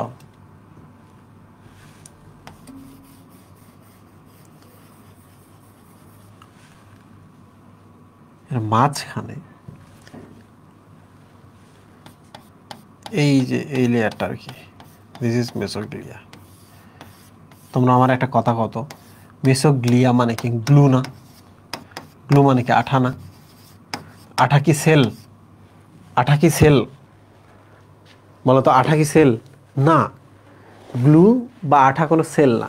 তাহলে বলো তো মেসোগ্লিয়া নিজে কোষীয়, কোষীয় নাকি অকোষীয়? মেসোগ্লিয়া নিজে কোষীয় নাকি অকোষীয়?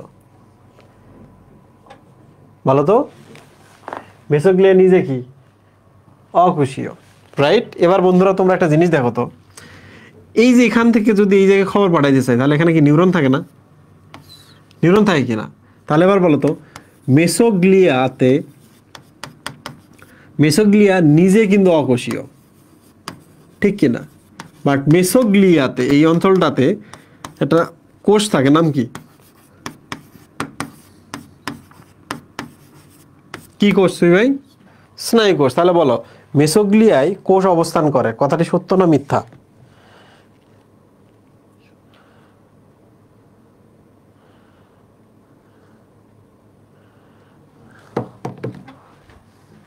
মেসোগ্লিয়া নিজে অকোষীয়, মেসোগ্লিয়া একটি অকোষীয় স্তর, কথাটি সত্য নাকি মিথ্যা? সত্য। মেসোগ্লিয়া নিজে অকোষীয়, কিন্তু মেসোগ্লিয়াতে কোষ অবস্থান করতে পারে। বোঝো নাই? আমি ভালো মানুষ, আমার বাড়িতে আমি কোনো একজন কারো আশ্রয় দিতেই পারি, পারি না? এই তো সিম্পল। স্টুডেন্ট, এখানে আর কিছু নাই।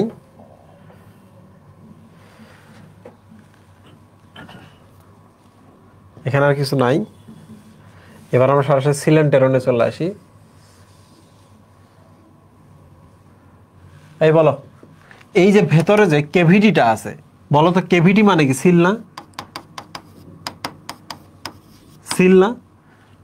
ক্যাভিটি মানে হলো সিল, তাহলে এইটাকে আমরা বলবো সিলেন্টেরন। কারণ এই সিলটি অ্যাকচুয়ালি পরিপাকের কাজ করে। এন্টারন, এন্টারন শব্দের অর্থ হচ্ছে পরিপাক বা পরিপাক নালী। তাহলে এই ক্যাভিটি, ক্যাভিটির জন্য সিল, পরিপাকের কাজ করে, এই জন্য এন্টেরন, সিল এন্টেরন। ঠিক আছে? সিল এন্টেরনে ইউজুয়ালি বহুকোষী, বহিঃকোষীয় পরিপাক হয়। তোমরা এবার আমারে কও, মানুষের বহিঃকোষীয় পরিপাক নাকি অন্তঃকোষীয় পরিপাক? বলো তো, মানুষের বহিঃকোষীয় পরিপাক নাকি অন্তঃকোষীয় পরিপাক? বলো, মানুষের বহিঃকোষীয় নাকি অন্তঃকোষীয় পরিপাক?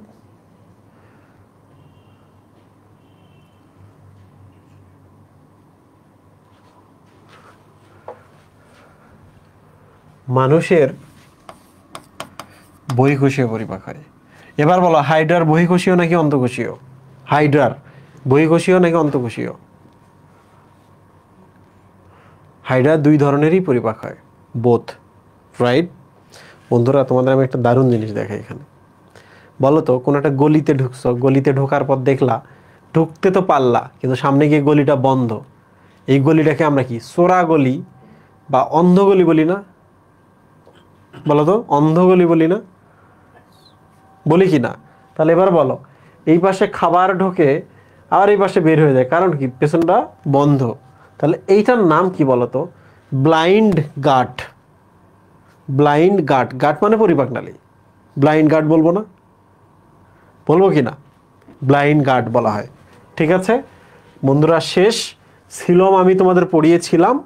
সিলমের কথা মনে করবা। সিলম মানে কি? তাহলে সিলেন্টেরন, তোমরা এই যে এইটা হলো সিলেন্টেরন, এই জায়গাটা ফাঁকা জায়গাটা।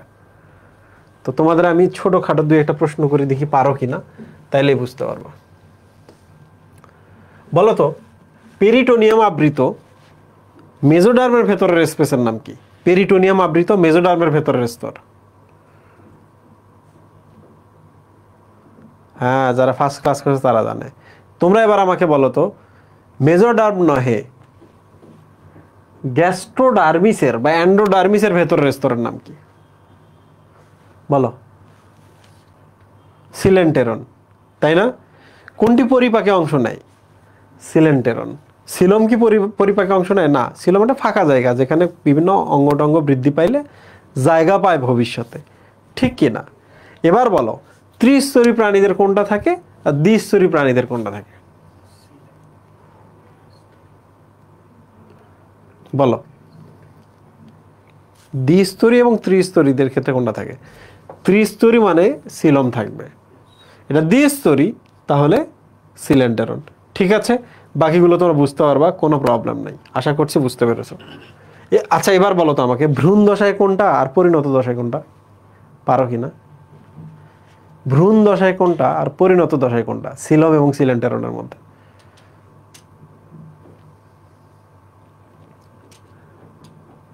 বলো তো, বলো তো। ইয়েস, সিলম হলো ভ্রূণ দশায়, ছোটবেলায়। সিলেন্টেরন হলো দেখো পরিণত একটা হাইড্রাতে দেখা যায়, তাই না? ছোট ছোট জিনিসগুলো পারবা, ইনশাল্লাহ কোনো প্রবলেম হবে না, পড়ায় তো শেষ।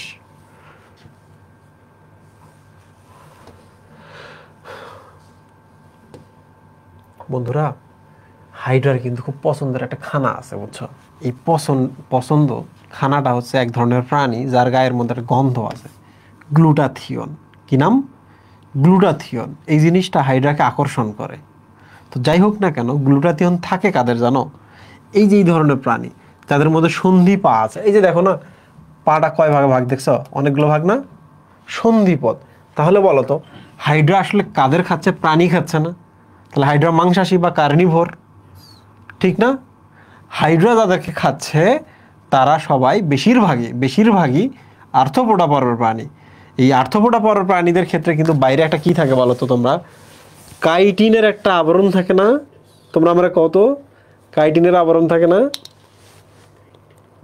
কাইটিনের একটা বহিঃকঙ্কাল থাকে, নট আবরণ। কিউটিকলের আবরণ কাইটিনের বহিঃকঙ্কাল, ঠিক না? পড়াইছিলাম না? বন্ধুরা এবার একটা কঠিন প্রশ্ন করব। ক্রাস্ট মানে শক্ত জিনিস, তাহলে তোমরা আমারে বলো তো 1 থেকে 9 পর্যন্ত যে পর্বটা আছে এই পর্বের মধ্যে কাদের শরীরে ক্রাস্ট আছে? ক্রাস্ট মানে শক্ত, 1 থেকে 9 অনেকগুলো পর্বের মধ্যে আছে। এর আছে, একাইনোডার্মাটার আছে, এমনকি হচ্ছে কর্ডাটার আছে। তাই মনে রাখবা ক্রাস্টাসীয় সন্ধিপদী যখন বলবে কোন পর্বকে বলবে? ক্রাস্টাসীয় সন্ধিপদী কোন পর্বকে বলবে? ক্রাস্ট মানে একটু শক্ত। দেখছো হাইড্রা একেবারে পিওর মাংস খাইতে পছন্দ করে না, একটু হাড্ডি থাকলে ভালো, বুঝছো? এই জন্য হাইড্রা বলে একটু শক্ত শক্ত হলে, বাইরে একটু বহিঃকঙ্কাল থাকলে সেই সকল প্রাণীকে খেয়ে মজা। হাইড্রা মাংসাশী কার্নিভোর, হাইড্রা ক্রাস্টাসীয় সন্ধিপদী খায়। তাহলে এর মধ্যে যে প্রাণীগুলো আছে তোমরা একটু নাম দেখো। পতঙ্গের লার্ভা খায়, সাইক্লোপস খায়, ড্যাফনিয়া খায়। এরা অ্যাকচুয়ালি ক্রাস্টাসীয় সন্ধিপতি। এছাড়াও মাছের ডিম খায়, এনিলিডও খায়, এনিলিড মাছের ডিমও খাইতে পারে। বলো তো এদের গায়ে কি থাকে? গ্লুটাথিয়ন। এই গ্লুটাথিয়ন তাদেরকে কি করে? আকৃষ্ট করে। ডান। আচ্ছা, এখন আমি তোমাদের কয়েকটা প্রশ্ন করি, আগে যেগুলো পড়ায় আসলাম দেখি মনে আছে কিনা। বলো তো গ্লুটামেট কোথায় দেখে আসছো?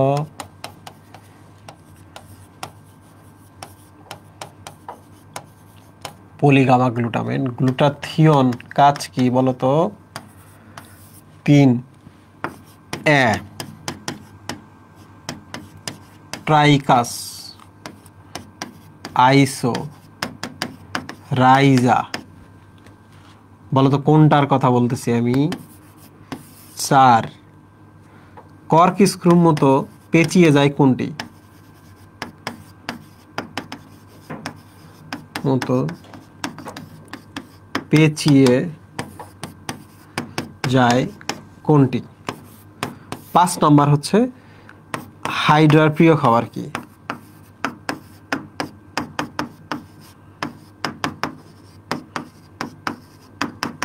বলো হাইড্রার প্রিয় খাবার কি? আজকে মনে হচ্ছে শুধু হাইড্রা দিয়েই পড়াই শেষ করব। ঈদের ছুটির পর আসার পর মনে হচ্ছে শরীরে জং ধরেছে, বুঝছো? তোমরা কি চাও যে আজকে আমরা এটা পড়ি, পরের দিন আমরা একটা লং রান দিব? কি চাও? দেখে আজকে অনেকগুলো পড়তে চাও? কি বলে রাসেল ভাই?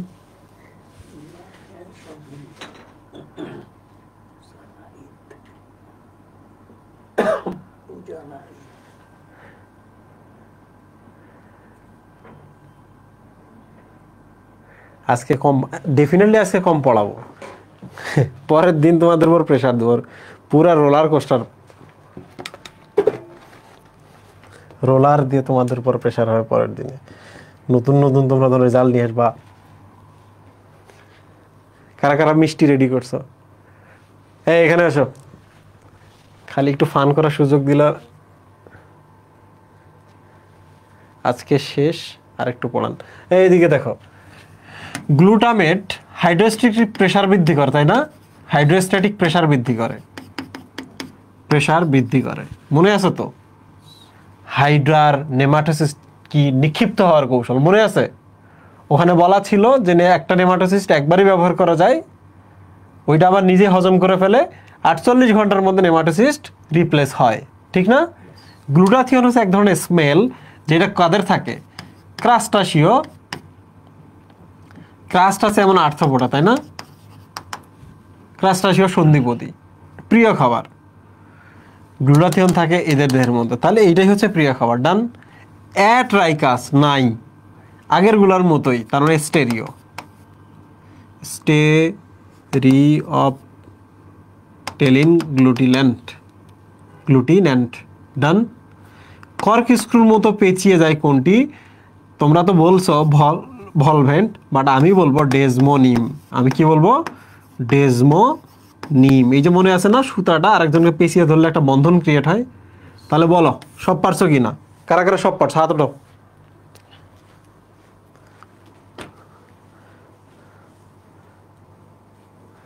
পারছো? কারা কারা পারছো সব?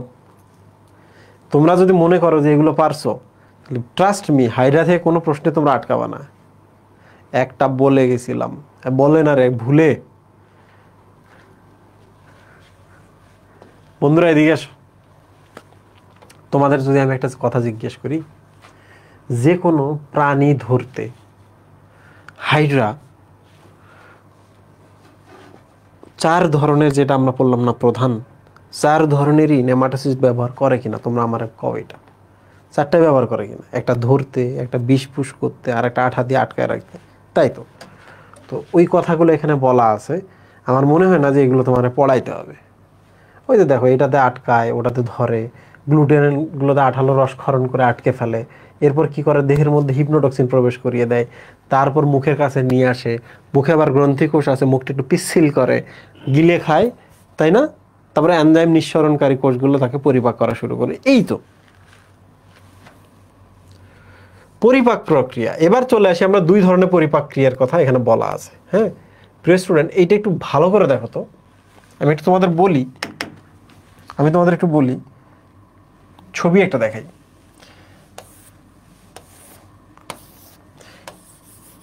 ওকে, এইটা হলো ক্ষণপদীয়, ক্ষণপদ সৃষ্টি করতে পারে। তাহলে এই যে ফুটটা আছে, এই ফুটটাকে সে এই পাশে নিয়ে নিতে পারে। বলো তো, ফুটটা আগে বড় ছিল না, এই ফুটটা টুকরা টুকরা করা হয়েছে না, তাহলে এই জায়গায় সিলেন্টেরনে কোন কোষীয় পরিপাক হয়েছে? এক্সট্রা সেলুলার ডাইজেশন বা বহিঃকোষীয় পরিপাক, রাইট? তারপর এর যে সিউডোপোড আছে, এই সিউডোপোড দিয়ে এটা কি করছে? এনগাল্প করছে নিচে। তাহলে মানে এটা ফ্যাগোসাইটোসিসের মাধ্যমে পরিপাকের পর যে টুকরা টুকরাগুলো হইলো এগুলো নিয়ে নেয় সে। তাহলে এই কোষটার কথা আমরা ভাবি, ঠিক আছে? এই কোষটা যে ফুটটাকে নিচে, এই যে ফুটটা, এই যে দেখেন থলি, তাহলে এগুলো সাইটোপ্লাজম না? এগুলো সাইটোপ্লাজম কিনা? তারপর তোমরা আমার বলো তো, এইটাকে যদি তুমি আবার পরিপাক করতে চাও এবার কোষের ভেতরে, এটা একবার অন্তঃকোষীয় পরিপাক না? অন্তঃকোষীয় পরিপাকে যে এনজাইমগুলো লাগবে, এনজাইমগুলো সবগুলো এই যে লাইসোসোমের মধ্যে আছে না? These are cell lysosomes. Cell লাইসোসোমগুলো সবগুলো এখানে আসবে, নিজে যে এনজাইমগুলো আছে এনজাইমগুলো ভেতরে ঢেলে দিবে। তাহলে কি বলো, ভেতরে পরিপাক হবে কিনা? যে প্রোডাক্টটা পরিপাকের পর লাগবে সেগুলো সে আবার নিয়ে নিবে, আর যেটা লাগবে না সেগুলোকে ব্যাপন প্রক্রিয়া সে পরবর্তীতে ধীরে ধীরে ধীরে ধীরে বাইর করে দেবে। তোমরা কি জিনিসটা বুঝছো? এই কোষের বাইরে যখন পরিপাক হয়েছে বহিঃকোষীয় পরিপাক, ওইটাকে ক্ষণপদের মাধ্যমে ভেতরে নিছে, এবার অন্তঃকোষীয় পরিপাক শুরু হচ্ছে। তাদের লাইসোসোম আছে, লাইসোসোমগুলো এখানে এনজাইম দেয়। ডান। আচ্ছা, আসো এখানে, এই দেখো বহিঃকোষীয় পরিপাক। এখানে ফ্লাজেলা যে কোষগুলো আছে ভেতরে, পিডায়ে পিডায়ে টুকরা টুকরা করে এনজাইমের সাথে মেশাইতে সাহায্য করে, আরো নানা ধরনের ঘটনা ঘটে, ঠিক আছে? মনে রাখবা, শুধুমাত্র প্রোটিনের পরিপাক, পেপসিনটা প্রোটিনকে পলিপেপটাইডে পরিণত করে। এখানে কোনো লিপিড শর্করার পরিপাক হয় না, এটা খুব জরুরি। লিপিড শর্করার পরিপাক হয় না। তাহলে মনে রাখবা, এখানে শুধু লিখে রাখো প্রোটিন, প্রোটিন থেকে পিপি, পলিপেপটাইড। ডান। বাকি যেগুলো আছে কোষের ভেতরে প্রবেশ করে, কোষের ভেতরে প্রবেশ করার পরে এই যে দেখো যে থলিটার মধ্যে আটকে থাকলো না সুবি ভাই, এই থলিটা প্রথমে কি হয় জানেন? আম্লিক হয়ে যায়, ঠিক আছে? তোমাদের আমি সহজ করে বলি, এই থলিটার ভেতরে প্রথমে প্রোটন প্রবেশ করে, এই জন্য আমরা বলি এই জায়গাটা আম্লিক হয়ে যায়। তোমরা আমারে কত, এখানে যদি অ্যাসিডিটি বাড়ে, এই থলিটা যদি এখানে যুক্ত হয়, বলো তো অ্যাসিডিটি কি লাইসোসোমকে ফাটাইতে সাহায্য করে না? তোমরা পড়ছো না কোষের গঠনে? লাইসোসোমের এনজাইমগুলো সক্রিয় হয় আম্লিক পরিবেশে, পড়ছো কি না? ওকে, আজকে নতুন ক্লাস করতেছে নাকি? নামাজের ব্রেক দিবেন না আজকে? কি নামাজ আগে চলে আসছে নাকি?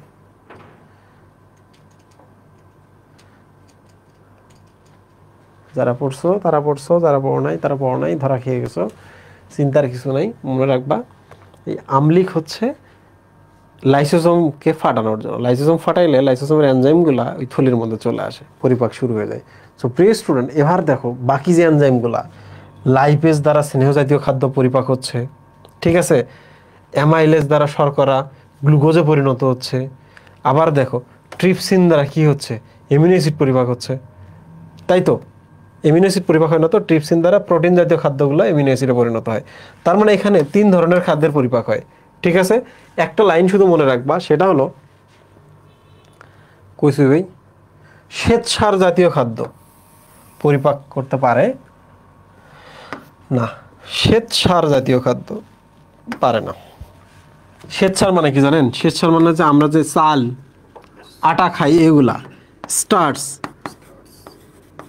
তোমরা আমারে কও যে যে হচ্ছে কার্নিভোর, যারা হচ্ছে কি করে এগুলো, কার্নিভোরের মাংসাশী, যারা মাংসাশী তারা কি ভাত খাইতে পারবে, চাল খাইতে পারবে, আটা রুটি খাইতে পারবে?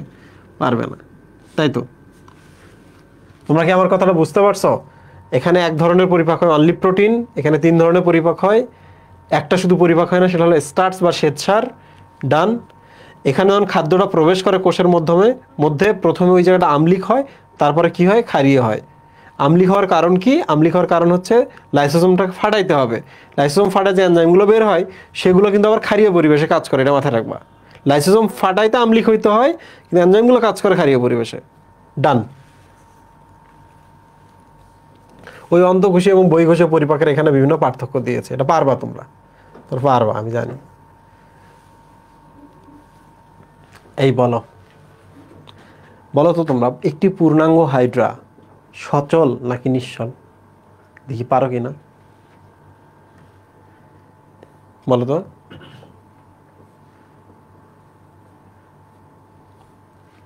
একটি পূর্ণাঙ্গ হাইড্রা সচল নাকি নিশ্চল?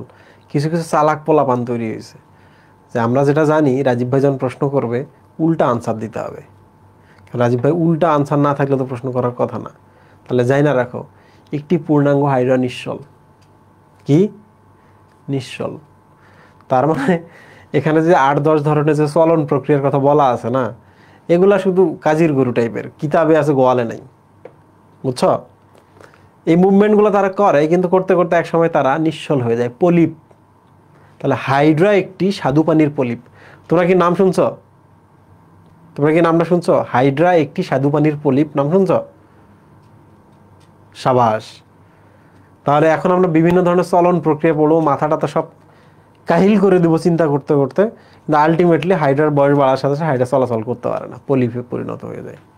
আসো, প্রথম যেটা সেটা হচ্ছে লুপিং। বুঝতেই পারছো, লুপ মানে হচ্ছে ফাঁস। এই যে দেখো একটা লুপ তৈরি করছে, দিস ইজ লুপ। পরেরটার নাম হচ্ছে সমারসল্টিং। এই যে দেখো, সমারসল্টিং মানে ডিগবাজি। এই যে দেখো, পাদচাকতি নিচে, একটু পর পাদচাকতি উপরে, সেই পাদচাকতি আবার নিচের দিকে গেছে। এই যে জাস্ট ওই রকম ছিল, ডিগবাজি দিয়ে চলে গেছে, ডান। এছাড়া বিভিন্ন ধরনের চলন আছে, আমরা একটু পরে পড়বো। আমরা এখন এই দুইটা চলনের পার্থক্য দেখব।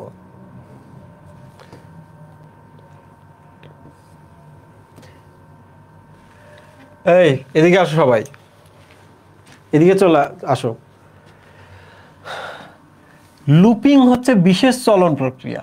এগুলো কি এলোমেলো করে দিচ্ছে ভাই? এই তোমরা আমারে বলো তো, হামাগুড়ি চলনটা, এই যে এটা, তোমরা আমারে বলো এটা বিশেষ চলন মানে কি? এটা রেগুলার চলে নাকি মাঝে মাঝে? তোমরা আমারে কত, রেগুলার নাকি মাঝে মাঝে? মাঝে মাঝে। একটু দেখো, লুপিংটা এরা মাঝে মাঝে বিশেষ উদ্দেশ্যে চলে, বুঝছো? একটা মনে রাখবা, তাহলে মনে থাকবে। আচ্ছা, তাহলে তোমরা আমারে কত, ডিগবাজি দিলে তাড়াতাড়ি হবে নাকি এরকম করলে তাড়াতাড়ি হবে? বলো তো, লুপিংটা কি স্লো না? লুপিংটা স্লো না? তাহলে বলো তো, মন্থর গতি সম্পন্ন। একটু আগাই, এবার চলে আসি আমরা। সেটা হলো, তুমি যেন অনেক দূরে যাবা, একটু দেখো, মিলাও 1 2 3, এই তিনটা যদি মিলাইতে না পারো, পরীক্ষা এখানে গিয়ে ধরা খাবা। এটা সবাই পারে, এই 2 লাইন আর লাস্টের লাইনটা সবাই এলোমেলো করে, ঠিক আছে? আচ্ছা, এবার বলি আমি, তুমি যখন তোমার ঘর থেকে বের হয়ে, ধরা যাক তোমার বাসা হচ্ছে জিগাতলা, সামনে গলির মধ্যে হচ্ছে লবণ, তেল, মরিচ পাওয়া যায়। তোমার আম্মা যদি তোমাকে বলে যে একটু তেল মরিচ নিয়ে এসো তো, তুমি একটু চিন্তা করো তো, তুমি দৌড়ে যাবা না? তোমাকে রেগুলার যাইতে হয় না? তাহলে সাধারণ মানে হচ্ছে রেগুলার, মানে তুমি যেটা রেগুলার যাবা সেটা তুমি দ্রুত গতি, দৌড়ে যাবা, দৌড়ে আসবা, রাইট? আর এটা কি বলো তো, কাছাকাছি না গলিটা, কাছাকাছি, এই জিনিসটা মনে রাখবা। কাছাকাছি যদি হয়, দ্রুত যাবে, রেগুলার এইভাবে চলাচল করবে। বাট মনে রাখো তো, তোমাকে যে তোমার আম্মা বলে যাও তো একটু রংপুর থেকে তোমার মামার সাথে দেখা করে আসো, প্রত্যেক দিন বলবে সকালে বিকালে যে আজকে সকালে যাও, আইসা আবার বিকেলে যাওয়া রংপুরে, বলবে? বলবে না। তাহলে দেখো, লম্বা দূরত্ব বিশেষ বিশেষ দিনে চলে, এবং এত দূরত্ব অতিক্রম করার জন্য তুমি যদি দৌড়াদৌড়ি করো, তাহলে তুমি কিন্তু রংপুরে পৌঁছাইতে পারবো না, মারা যাওয়া। তাহলে তোমাকে আস্তে আস্তে যাইতে হবে, হাঁটতে হাঁটতে হাঁটতে হাঁটতে যাইতে হবে, আস্তে আস্তে। তাহলে দূরের দূরত্ব আস্তে ধীরে যেতে হয়। তোমরা কি এই তিনটা ম্যাচ করতে পারছো? যে লুপিং, স্লো মুভমেন্ট। স্লো মানে দেখে বোঝা যাচ্ছে যে বিশাল রেসে যাবে সে, বিশাল রেসে যাবে। আর বিশাল রেস কিন্তু মাঝে মাঝে হয়, সব সময় না। বন্ধুরা, তোমাদের কাছে ক্লিয়ার? ক্লিয়ার? আর 7 মিনিট ক্লাস, 25-এ ব্রেক না ভাই? 25-এ ব্রেক। আশা করছি সবাই এটা বুঝতে পেরেছো। এখন আমি তোমাদের হচ্ছে চিত্রটা থেকে একটু বলি এবং বাকিগুলো একটু দেখাই।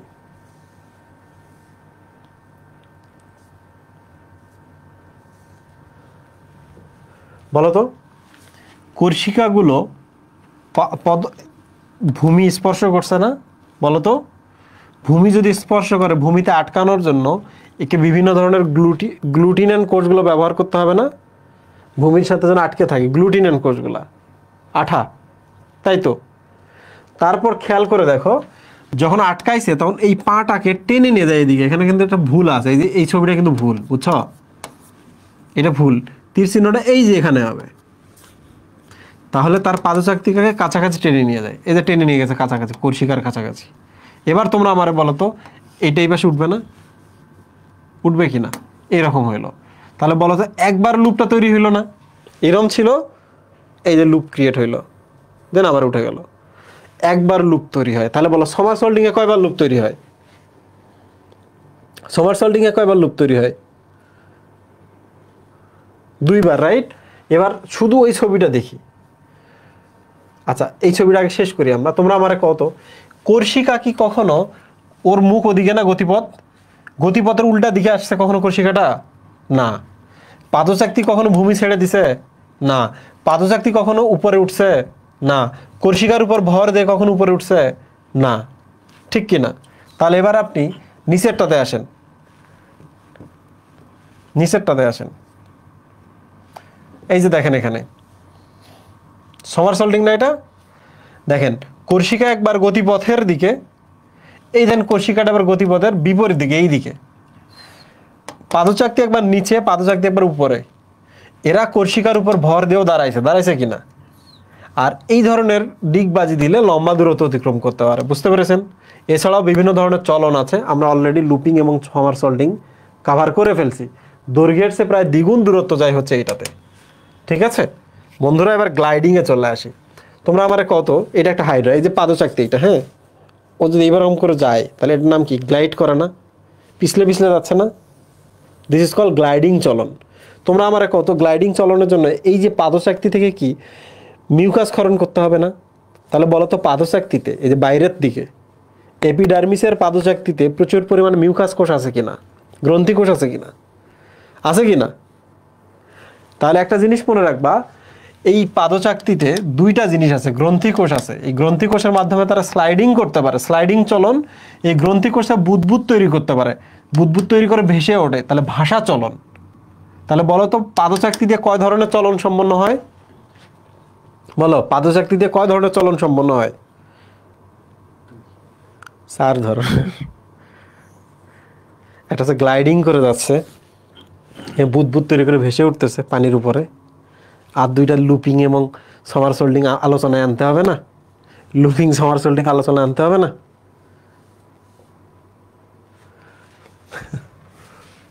আচ্ছা, শেষ। এই যে গ্লাইডিং চলনটাকে কিন্তু এমিবার্ড চলনের মতো বলা হয়, বুঝছেন? তো এই জিনিসটা মাথায় রাখতে হবে বন্ধুরা।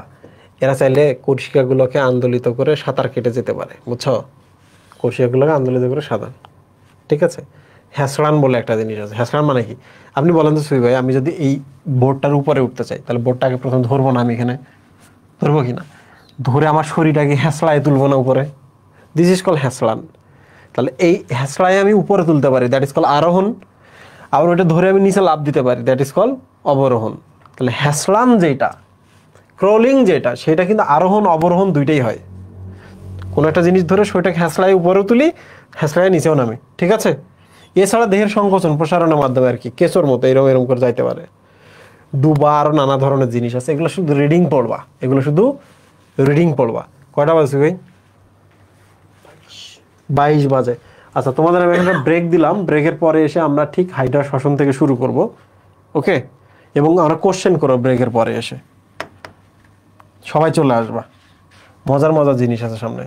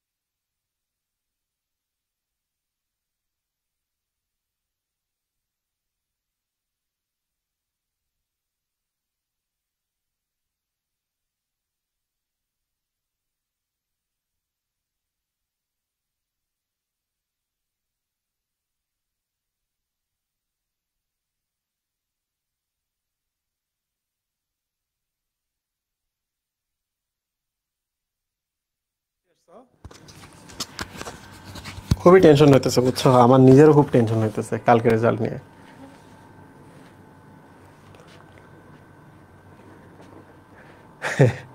বেশ ভালোই টেনশন হইতেছে, নিজের এক্সামের মতো একটা ফিল না। এই ধরনের টেনশন হয় হচ্ছে মেডিকেল এক্সামের আগের দিন বুঝছো, মেডিকেল এক্সামের আগের দিন এরকম টেনশন হয়।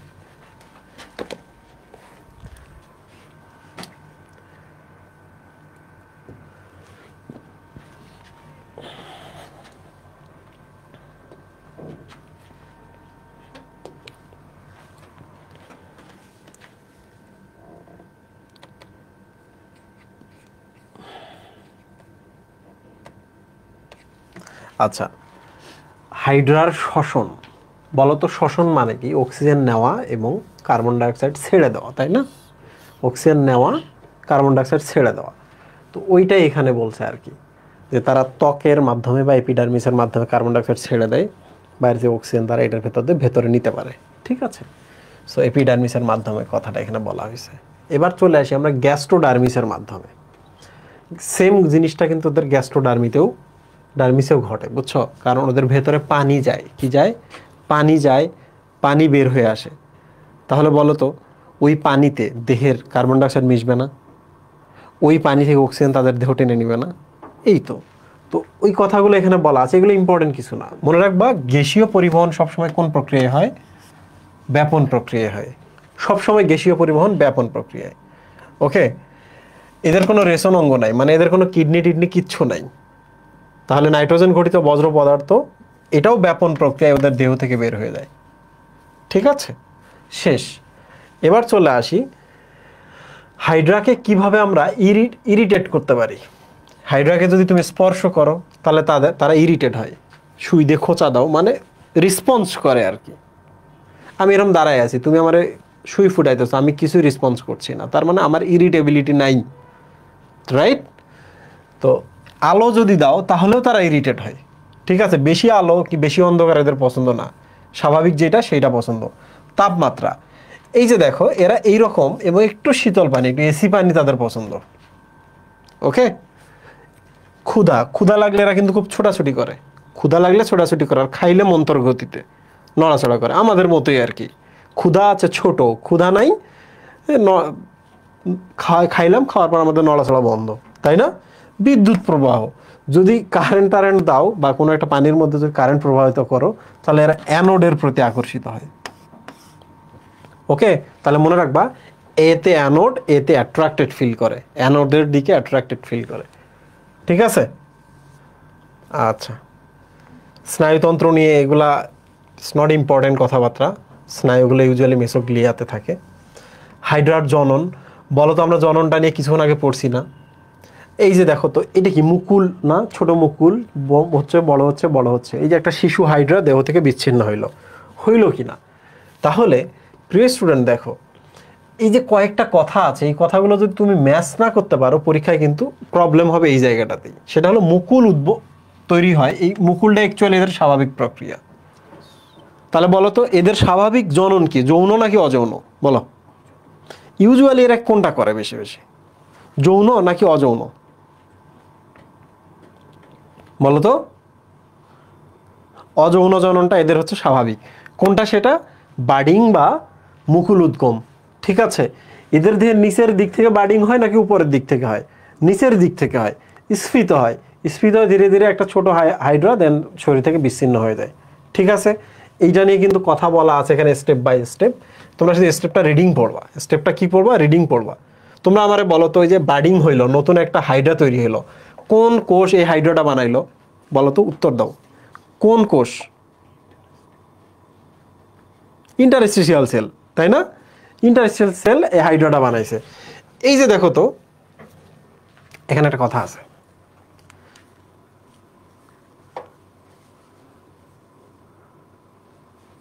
স্বাধীন জীবন যাপন করতে কতদিন লাগে একটা শিশু হাইড্রার? বলতো, মুকুল সৃষ্টি, পৃথক হয়ে স্বাধীন হইতে কতদিন লাগে? 21 দিনের মতো লাগে। ওকে, 21 দিনের মতো লাগে। মানে এখান থেকে একটা হাইড্রা ধীরে ধীরে বড় হচ্ছে, হচ্ছে হচ্ছে খুলে গিয়ে স্বাভাবিক হয়ে যখন জীবন ধারণ শুরু করলো 21 দিন লেগে গেছে। তোমরা কি আমার কথা বুঝতে পারছো? Am I clear? Very good. আচ্ছা,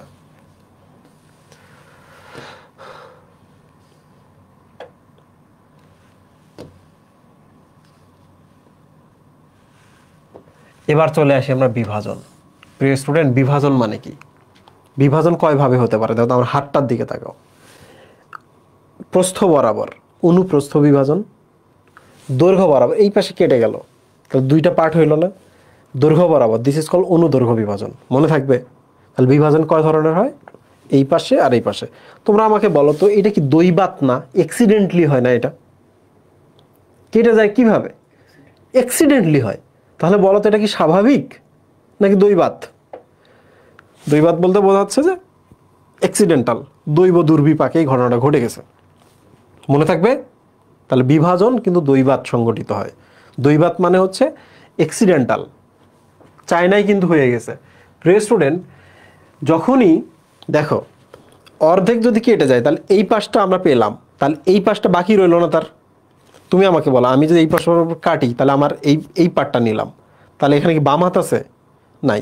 তাহলে আমার দেহের বাম পাশটা ওখানে তৈরি হবে না? বাম হাত বাম পা সব তৈরি হবে কিনা? হবে। ঠিক কিনা?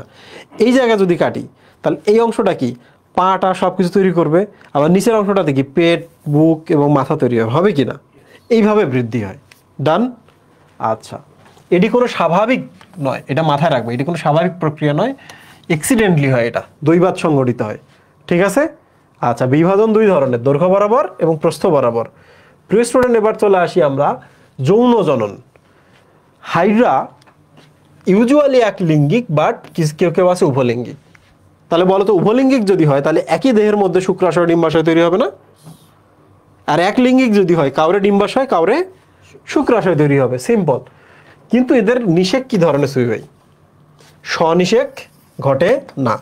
মানে একই দেহের শুক্রাণু একই দেহের ডিম্বাণু কখনো মিলিত হয় না। প্রশ্ন হলো, কেন একই দেহ থেকে শুক্রাণু এবং একই দেহ ডিম্বাণু তৈরি হয়ে মিলিত হয় না? এই প্রশ্নের উত্তর দাও সবাই, প্রশ্নের উত্তর দাও। ইয়েস, মেচুরেশন। ওর নাম কি? কাজী ফারহানা তাসফিয়া, সাবাস। মেচুরেশন। শুক্রাণু তৈরি হয় খুব দ্রুত, কিন্তু ডিম্বাণু প্রসেসটা কিন্তু অনেক সময় সাপেক্ষ, যে কারণে শুক্রাণু হয়তো তৈরি হয়েছে দেহ থেকে, কিন্তু ডিম্বাণুটা এখনো তৈরি হয় নাই, ডিম্বাশয়টা এখনো পরিপক্ক হয় নাই। ফলে শুক্রাণু উৎপন্ন হয়ে বাইরে গিয়ে আরেকটা ডিম্বাশয়কে গিয়ে সে প্রজনন ঘটায়। ঠিক আছে? তাহলে এই জিনিসটা মনে রাখতে হবে যে তারা একই সময় ম্যাচিউর হয় না, একই সময় ম্যাচিউর হয় না। ওকে, পরিণত হয় না একই সময়ে। তো শেষ, এখানে আর তেমন কিছু নাই। এটা মানুষের সাথে মিলিত। হ্যাঁ, শুক্রাশয়ের উৎপত্তি, শুক্রাণু তৈরিকে বলা হয় স্পারমাটোজেনেসিস। ঠিক আছে ভাই? মানুষের শুক্রাণুর মতোই প্রায়। তারপর ডিম্বাশয় তৈরি হয়, সেখানে ওভাম তৈরি হয়, ওইটাকে বলা হয় উজেনেসিস। ঠিক আছে? হওয়ার পর ডিম্বাণু এবং শুক্রাণু পরস্পর মিলিত হয়। ডান? এরপর মিলিত হওয়ার পর বলো তো, মানুষের মতোই ঘটনা ঘটে না? প্রথমে জাইগোট, মরুলা, তারপর ব্লাস্টুলা, তারপর গ্যাস্ট্রুলা, তাই না? এই যে দেখো দ্বিকোষ, এই যে জাইগোট, দুইটা কোষ হলো, ধীরে ধীরে ধীরে ধীরে কি হয়ে গেল? এখানে মরুলা হওয়ার কথা ছিল, বাট ব্লাস্ট হলো, মাঝখানে ছিদ্র আছে। হ্যাঁ, একটা সিল বা গহ্বর আছে, ব্লাস্টোসিল আর কি, যে জন্য ব্লাস্টুলা হওয়ার পর একসময় যখন পরিপাক নালী ক্রিয়েট হবে, দ্যাট ইজ কল গ্যাস্ট্রুলা দশা। কি বলো তো? গ্যাস্ট্রো মানে পরিপাক, তাহলে যখন সিলেন্টেরনটা তৈরি হয়, দ্যাট ইজ কল গ্যাস্ট্রুলা দশা। ঠিক আছে? সো এটা রিডিং পড়লেই হবে, এটা চিন্তার কিছু নেই, এখান থেকে প্রশ্ন আসে না। এই যে বলো তো, শিশু হাইড্রাকে কি বলা হয়? শিশু হাইড্রাকে কি বলা হয়? হাইড্রুলা বলা হয়। ঠিক আছে প্রিয় স্টুডেন্ট, শেষ, এখানে আর কিছু নাই। এইগুলো জাস্ট আমরা এমনিতে পড়বা, কিভাবে দুই দিক থেকে ডিম্বাণু শুক্রাণু হয়ে মিলিত হয়ে জায়গাটা মরুলা পর ব্লাস্টুলা, গ্যাস্ট্রুলা, দেন হাইড্রুলা হইলো। এটা কিন্তু মানুষের মতোই, পুরা মানুষের মতোই। পুনরুৎপত্তি, এই যে দেখো, পুনরুৎপত্তিতে কিছুক্ষণ আগে আমি যেটার কথা বলছি, যে একটা প্রাণী যদি এই পাশে কাটে, যে কোনো জায়গায় কাটে, ওগুলো আবার রিপেয়ার হয়। ঠিক আছে? এটা আব্রাহাম ট্রেমলে আছে, ক্লাস শুরু করছিলাম এটা দিয়ে। আব্রাহাম ট্রেমলে হাইড্রাকে আবিষ্কারও করছে। হাইড্রার মধ্যে যে রিজেনারেশন পাওয়ার আছে সেটাও সে আবিষ্কার করছে। আর রিজেনারেশন পাওয়ার করে ইন্টারস্টিশিয়াল সেল সব ধরনের কোষ তৈরি করতে পারে। এই জন্য ইন্টারস্টিশিয়াল সেলকে বলা হয় টোটিপটেন্ট সেল। ক্ষমতাটার নাম হচ্ছে টোটিপটেন্সি। ঠিক আছে? আশা করছি আর এখানে কোনো ধরনের কোশ্চেন নাই, শ্রম বন্টনে গিয়ে কি করছে বলছো, কোন কোষ কি কাজ করে এটা বলছে, কোন অঙ্গ কি কাজ করে এটা বলছে। শ্রম বন্টনে কোষীয় শ্রম বন্টন আর হচ্ছে আঙ্গিক শ্রম বন্টন। তো তোমরা তো পারবা এগুলো তো কোনো প্রবলেম নাই। মিথজীবিতা বন্ধুরা, এই জিনিসটা পরীক্ষায় আসবে। এগ্রি ইউনিভার্সিটিতে একটা পরীক্ষায় প্রশ্ন আসছিল যে পরজীবী কাকে বলে। তোমরা আমাকে বলো তো, পরজীবী মানে কি? দুইটা প্রাণী পাশাপাশি থাকবে না, একটার উপর আরেকটা নির্ভর করবে না, একজন লাভবান হবে আরেকজন ক্ষতিগ্রস্ত হবে, তাই না? পরজীবী মানে কি? একজন লাভবান হবে আরেকজন ক্ষতিগ্রস্ত হবে। যেমন উকুন এবং মানুষ, মানুষের কিন্তু ক্ষতি হইতেছে, উকুন কিন্তু লাভ হইতেছে, বুঝছো? দ্যাট ইজ পরজীবিতা। এবার বলতো হোয়াট ইজ মিথজীবিতা? সেম জিনিস, এখানে দুইজনই লাভবান হবে। মিথ মানে মিতালি, বন্ধুত্বপূর্ণ সম্পর্ক, ঠিক আছে? এই যে দেখো, এই হাইড্রাটার ভেতরে শৈবাল আছে। তোমরা বলো তো শৈবাল সবুজ না, তাহলে এই হাইড্রাটাকে দেখতে কি সবুজ মনে হবে না? সবুজ মনে হবে কিনা? তোমরা এই যে কিছুক্ষণ আগে পড়ছো না, হাইড্রা ভিরিডিস, ডাবল এস আছে এখানে, আমি বলছিলাম না ডাবল এস মানে সবুজ, অথবা ক্লোরো মানে সবুজ।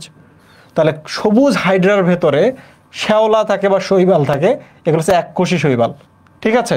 তাহলে এই হাইড্রা এবং এই শৈবালের সম্পর্ক হচ্ছে মিথজীবিতার সম্পর্ক। খেয়াল করে দেখো, এ খাবার তৈরি করে, সালোক সংশ্লেষণ করে, এ আবার যে বজ্র উৎপন্ন করে কার্বন ডাইঅক্সাইড, সেই কার্বন ডাইঅক্সাইডকে সে আবার নেয়। তাহলে এর খারাপ জিনিস সে নিচ্ছে, আর ভালো জিনিস প্রডিউস করে এরে দিচ্ছে। বলো যে এর শরীরের মধ্যে একটা আশ্রয় পাইছে না, সেফটি পাইছে না, পাইছে কি না? কার্বন ডাইঅক্সাইড এর হয়তো বা বর্জ্য, কিন্তু এর কার্বন ডাইঅক্সাইডটাকে সে খাবার হিসাবে নিছে না, তা আলটিমেটলি কি পরস্পর লাভবান হয়েছে না? তাহলে কে কিভাবে লাভবান হচ্ছে এটা রিডিং পড়বা, ঠিক আছে? এই যে কারা কিভাবে লাভবান হয় এখানে বলা আছে। পরজীবিতা এবং মিথজীবিতার মধ্যে পার্থক্য। হাইড্রা কেন নিডারিয়া পরের প্রাণী? খুবই সিম্পল। নিডারিয়া পরের বৈশিষ্ট্য আমরা পড়ছিলাম, দ্বিস্তরী, মাঝখানে মেসোগ্লিয়া থাকে, তাদের মধ্যে হচ্ছে দংশন অঙ্গাণু নেমাটোসিস্ট থাকে, নিউরোসাইট কোষের ভেতরে, তাদের সিলেন্টেরন থাকে, বহুরূপিতা দেখা যায়, পলিপ মেডুসা দেখা যায়। হাইড্রার ক্ষেত্রে যেহেতু সব দেখা যাচ্ছে, তাহলে হাইড্রা হচ্ছে নিডারিয়া পর্বভুক্ত প্রাণী। আর কিছু নাই এখানে, শেষ শেষ। তোমরা কি চাও আজকে রুই মাছ পড়াবো? পরের দিন আমি রুই মাছ এবং ঘাস ফড়িং দুইটা একদিনে পড়াবো। কারণ রুই মাছ এবং ঘাস ফড়িং থেকে তোমরা কি আর পড়তে চাও? তোমরা আজকে যাও, একটু টেনশন নাও, রেজাল্টের পরে তো আর কিছু করার থাকবে না। ওকে, যাও, খাও, রেস্ট করো, ঘুমাও। আর আজকে বায়োলজি এটার্স গ্রুপের মধ্যে আমি 9টার দিকে লাইভে আসবো। আমরা জাস্ট এমনিতে গল্প করব, কতটুকু পসিবল, যতটুকু পসিবল আমরা আজকে হচ্ছে টেনশন থেকে দূরে থাকার ট্রাই করব, ঠিক আছে? না ভাই, ভালো লাগছে না। ও রাত্রে তো তোমাদের ফিজিক্স ক্লাস আছে। যাই হোক, যাই ঘটুক না কেন, সব কিছুর জন্যই প্রিপেয়ার থাকো। ওকে, চেঞ্জ যেটা করতে পারবা না সেটা নিয়ে তো টেনশন করবো না। থ্যাংক ইউ সবাইকে, আবার দেখা হবে ইনশাল্লাহ। আল্লাহ হাফিজ।